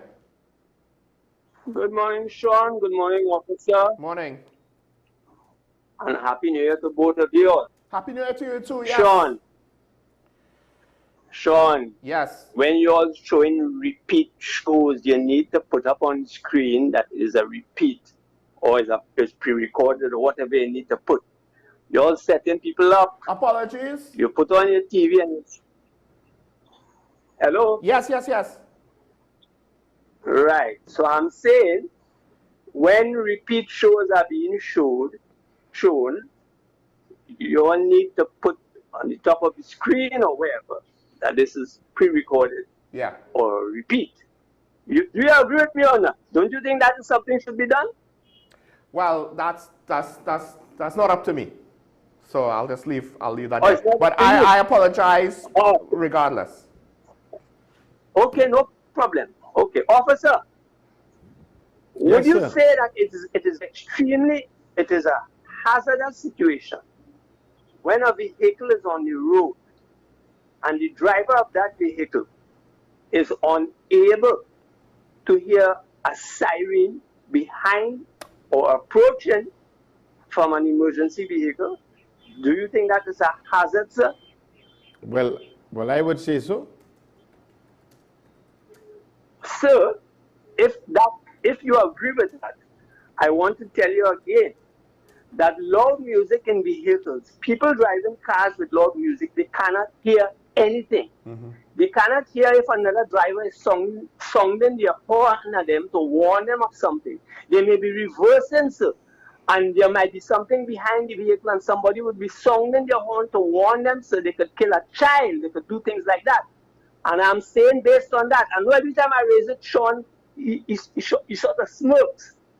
The police service has yet to understand and to act in an urgent enough way to deal with noise from vehicles. I keep saying it and I will never stop saying it, Sean.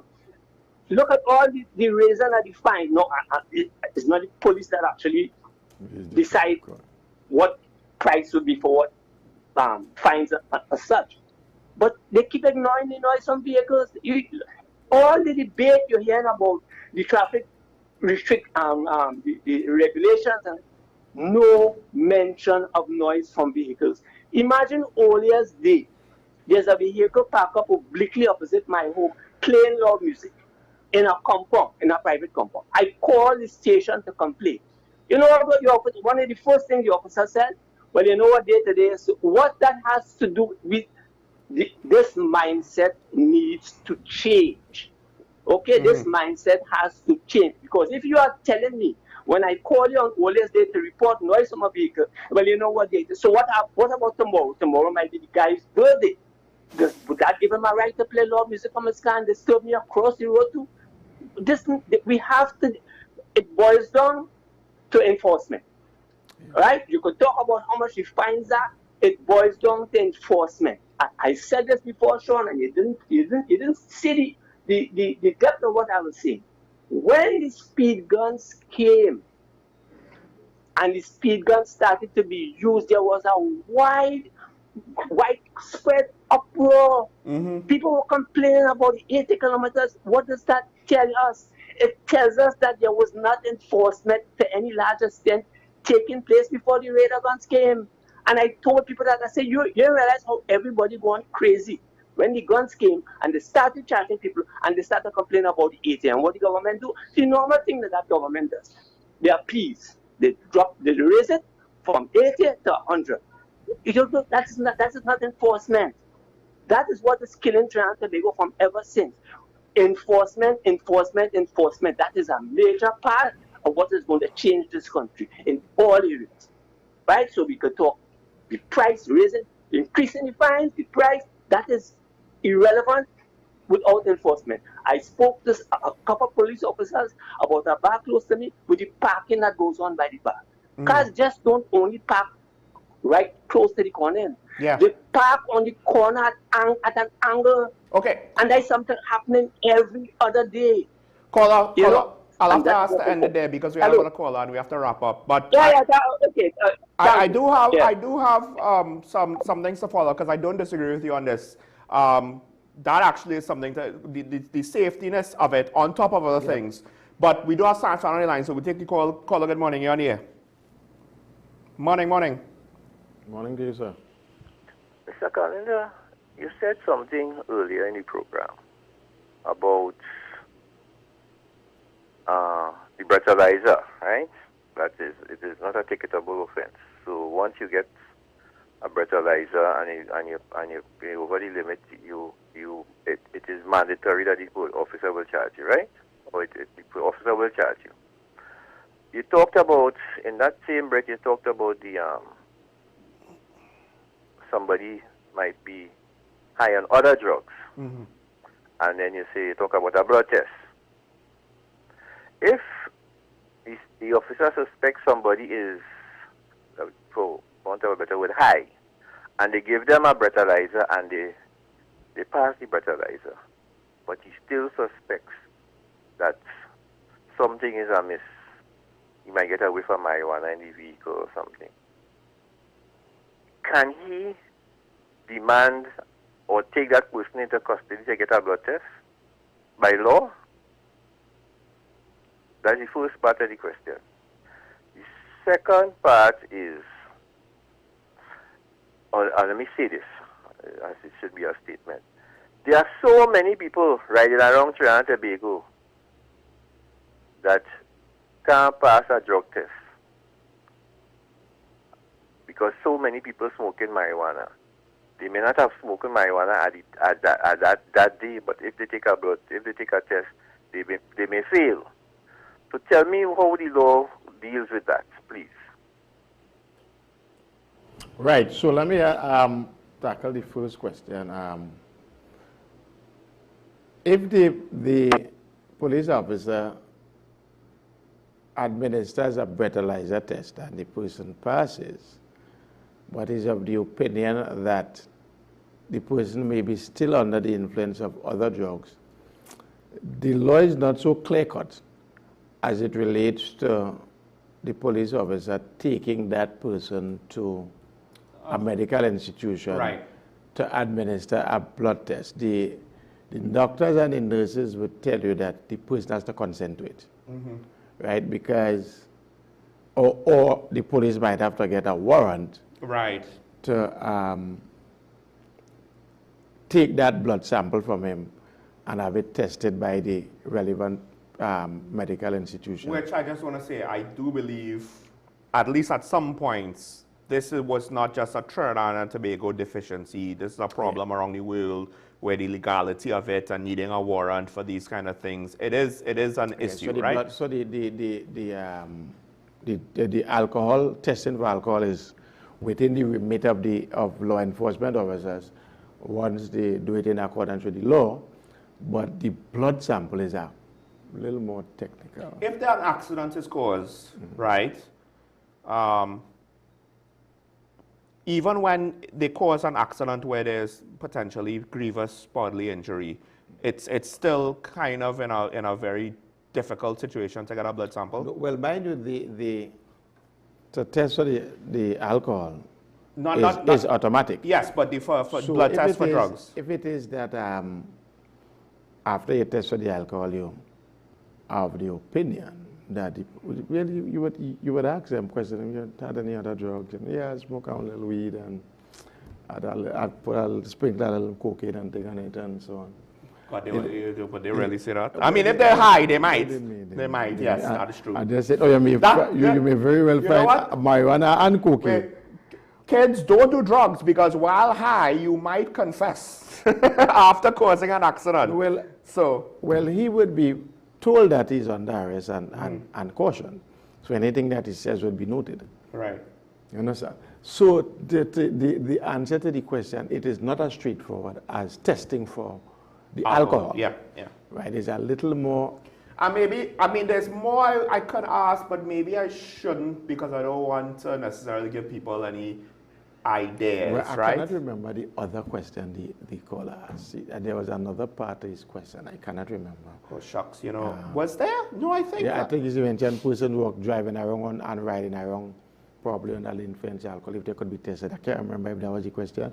But you cannot just select persons off the street just like that and say, you look like you now smoke marijuana. Come and get us. Come, you sit down there. Okay, we have Sham Flares on the line. This is the last call because we have to wrap up. Caller, good morning. Yes, good morning, sir. That's a good point being made here about getting a blood sample. But I want to tell you that Trinidad and Tobago, we have a lot of diabetics, right, in this country. And low blood sugar, driving around with a low blood sugar is just as dangerous, right? And I suspect that sometimes when you hear accidents caused, it may just be that driver encountered a low blood sugar and got blurry visions and all the other accompanying things that accompanies a low blood sugar. So we're really dealing with a whole bag of problems. Thank you. Thanks, caller, for your contribution. Well, he is correct. Now, the truth be told, just about anything could cause an accident, a stroke, heart attack. I mean, we have seen it all before. So people check, whilst you are checking to make sure your vehicle is roadworthy. Also check your health to make sure that you are in the right frame of mind and in the best of health to drive on the road. So I want to end by saying that the TTPS continues to urge all motorists to take responsibility for the roadworthiness of their vehicles and to comply fully with the road traffic laws, and also to take full responsibility for your health before you drive, because our objective is not merely enforcement, but the preservation of life and the promotion of safer roads for everyone. So, of course, we have some quick advice for the motorists: obey all your speed limits, particularly within the school zones. Schools are now open, residential area and built-up communities. Do not drive under the influence of alcohol. Well, I mentioned that already. Seat belts are mandatory for drivers and passengers at all times. One good thing, the council will remind you. Yes. Distracted driving is dangerous and unlawful. Avoid use of mobile phone. Well, we mentioned that. Yeah. Exercise patience and courtesy. Aggressive driving endangers everyone. To the pedestrian, because we focus so much on the drivers, use designated pedestrian crossing and comply with traffic signal laws and not cross where you want. Remain alert. Avoid the use of mobile devices when crossing the roadways. Wear bright or reflective clothing, especially during the nighttime or low visibility conditions. Right. Right. Many times you see people wearing dark clothing in poorly lit areas, and they're crossing the road. And that's also why you need your headlights. Yes, your lights. correct. Avoid advice to the motorcyclists and cyclists. Helmets and protective gear are compulsory and life-saving. Right? Ensure the vehicles are roadworthy with functional lights, brakes, and indicators. Remain visible and obey all traffic laws and road markings. Advice to parents and caregivers: ensure the children are properly restrained using the approved child seats or seat belts. Do not overload the vehicles, particularly when transporting children. And teach children safe road use practices and lead by example. So the enforcement notices: we will continue to be active enforcement of the traffic laws. While enforcement is necessary, our primary objective remains the preservation of life. We prefer to see a change in road behavior, not tragedy on our roads. Slow down, stay alert, obey the law, and save lives. A couple of things to get through quick. One, to one of the last callers to move on. I agree. Now, the hazard of loud music, a lot of it would be, yes, the driver with the loud music, he might inhibit emergency response vehicles. He might also get himself and cause an accident if he's unaware of what's going on. I'll say this quick. There was a situation where a maxi stopped and they were waving me to stop. And I didn't understand what that meant because I don't remember that in the road, like what he was doing, right? Well, what happened was the people that he let off were going to cross the street in front of him. And I'm like, listen, even though I slowed down, I don't know what is going on. What about if the person didn't slow down? They can't see what's oncoming. Maybe they shouldn't cross the street in front of the maxi where the maxi is hiding them from oncoming traffic. I could be wrong. I could be wrong. I slowed down. I didn't necessarily stop because I was more confused than anything else because this is not regular. So I'm like, what does it even mean? Right? I don't know. So I'm just saying, it's not just a you did a thing, so once you do a thing, the other party's in the wrong. The whole idea is to prevent tragedy. Now, with regard to the loud music, I get it. I'll say this. In my street, there was a party last weekend. They had music, didn't bother me. What I heard more often than not is very loud music from cars. Right? So that bothers my community more than any house party. There are several offenses there, not just under the Motor Vehicle and Road Traffic Act, but if you go to the Summary Offences Act, there are some offenses there as well. And once the police do their due diligence, offenses, charges can be laid. I'll just say this. Where the government on that? But I think that's the same question. Just say where the government, you want to do all these other road traffic things, but the loud music still exists? Hey, that's why I think it's a money grab. Tell me I'm wrong. Prove me wrong. In fact, I very much would love to be proved wrong. Now, we have some comments to get through as we close the show. So one of the last comment that we had there: hold the book, don't read; hold the lipstick, don't apply, etc., etc. Hold the phone, don't talk. Penalty for the latter. I mean, it is what it is, right? generally speaking, you want two hands, especially if you're on the highway. Especially if you're doing more than, I don't know, 40. You know, two hands, you know, the faster than stop you go, the more you need two hands, and it only gets progressively worse the higher you go up. Then we also have another comment. We have many short drop drivers operating between the inside roads to the main road, around hospitals, from road to inside the hospital, etc., are often not checked. I'll say this.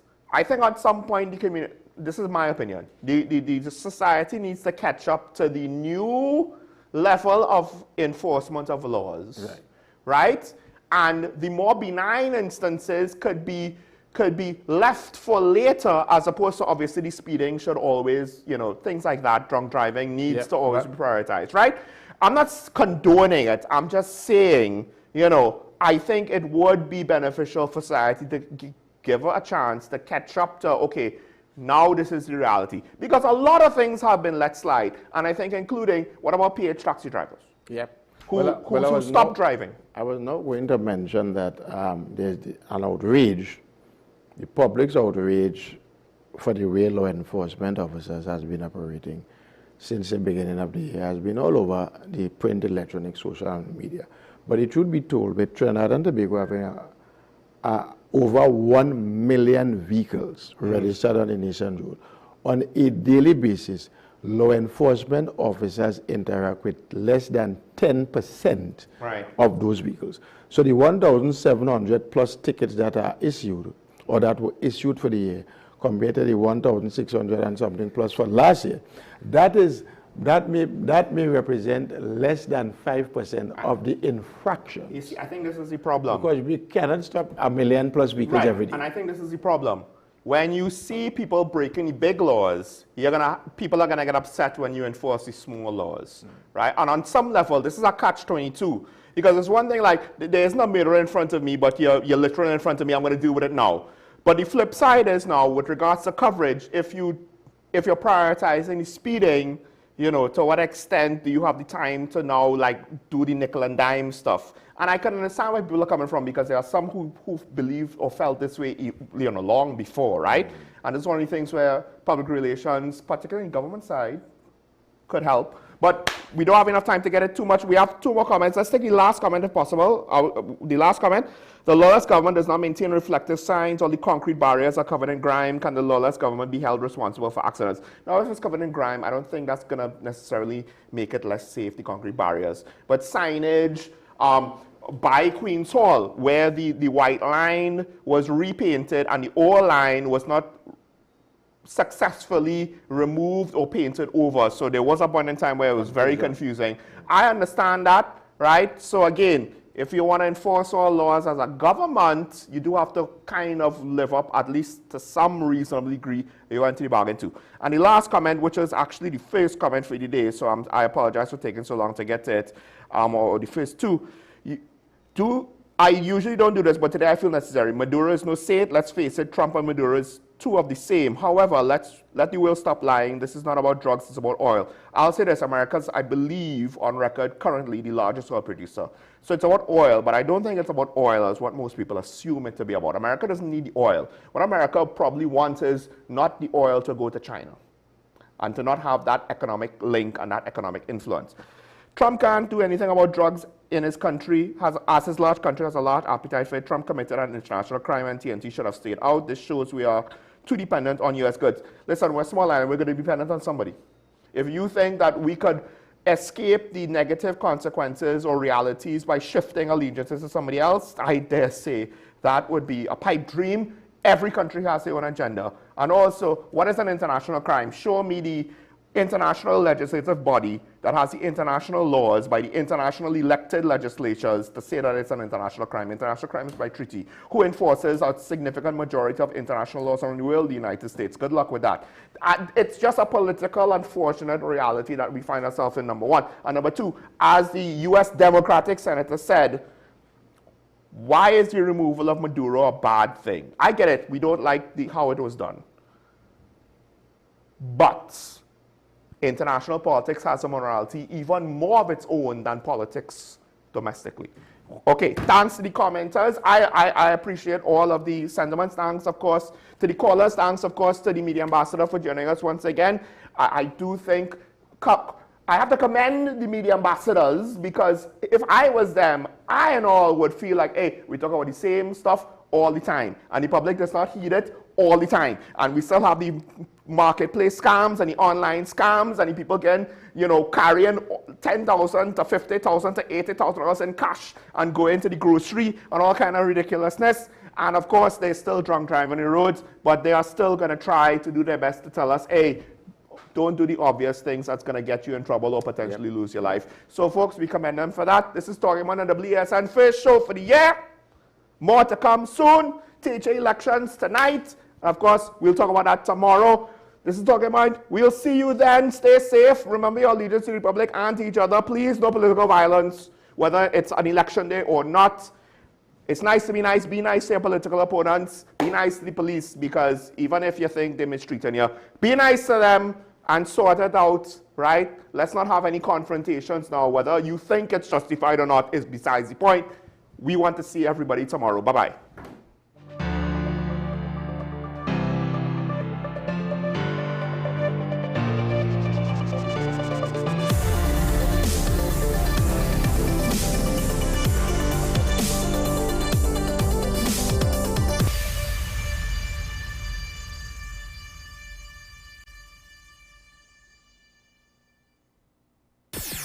WESN.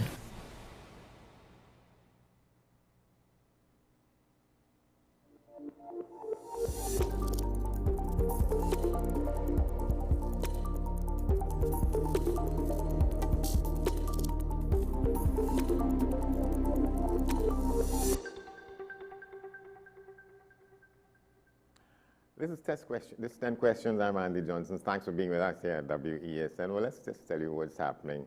We put in a question to you. Is the Trinidad and Tobago Carnival 2026 in trouble of any kind? Is it in crisis?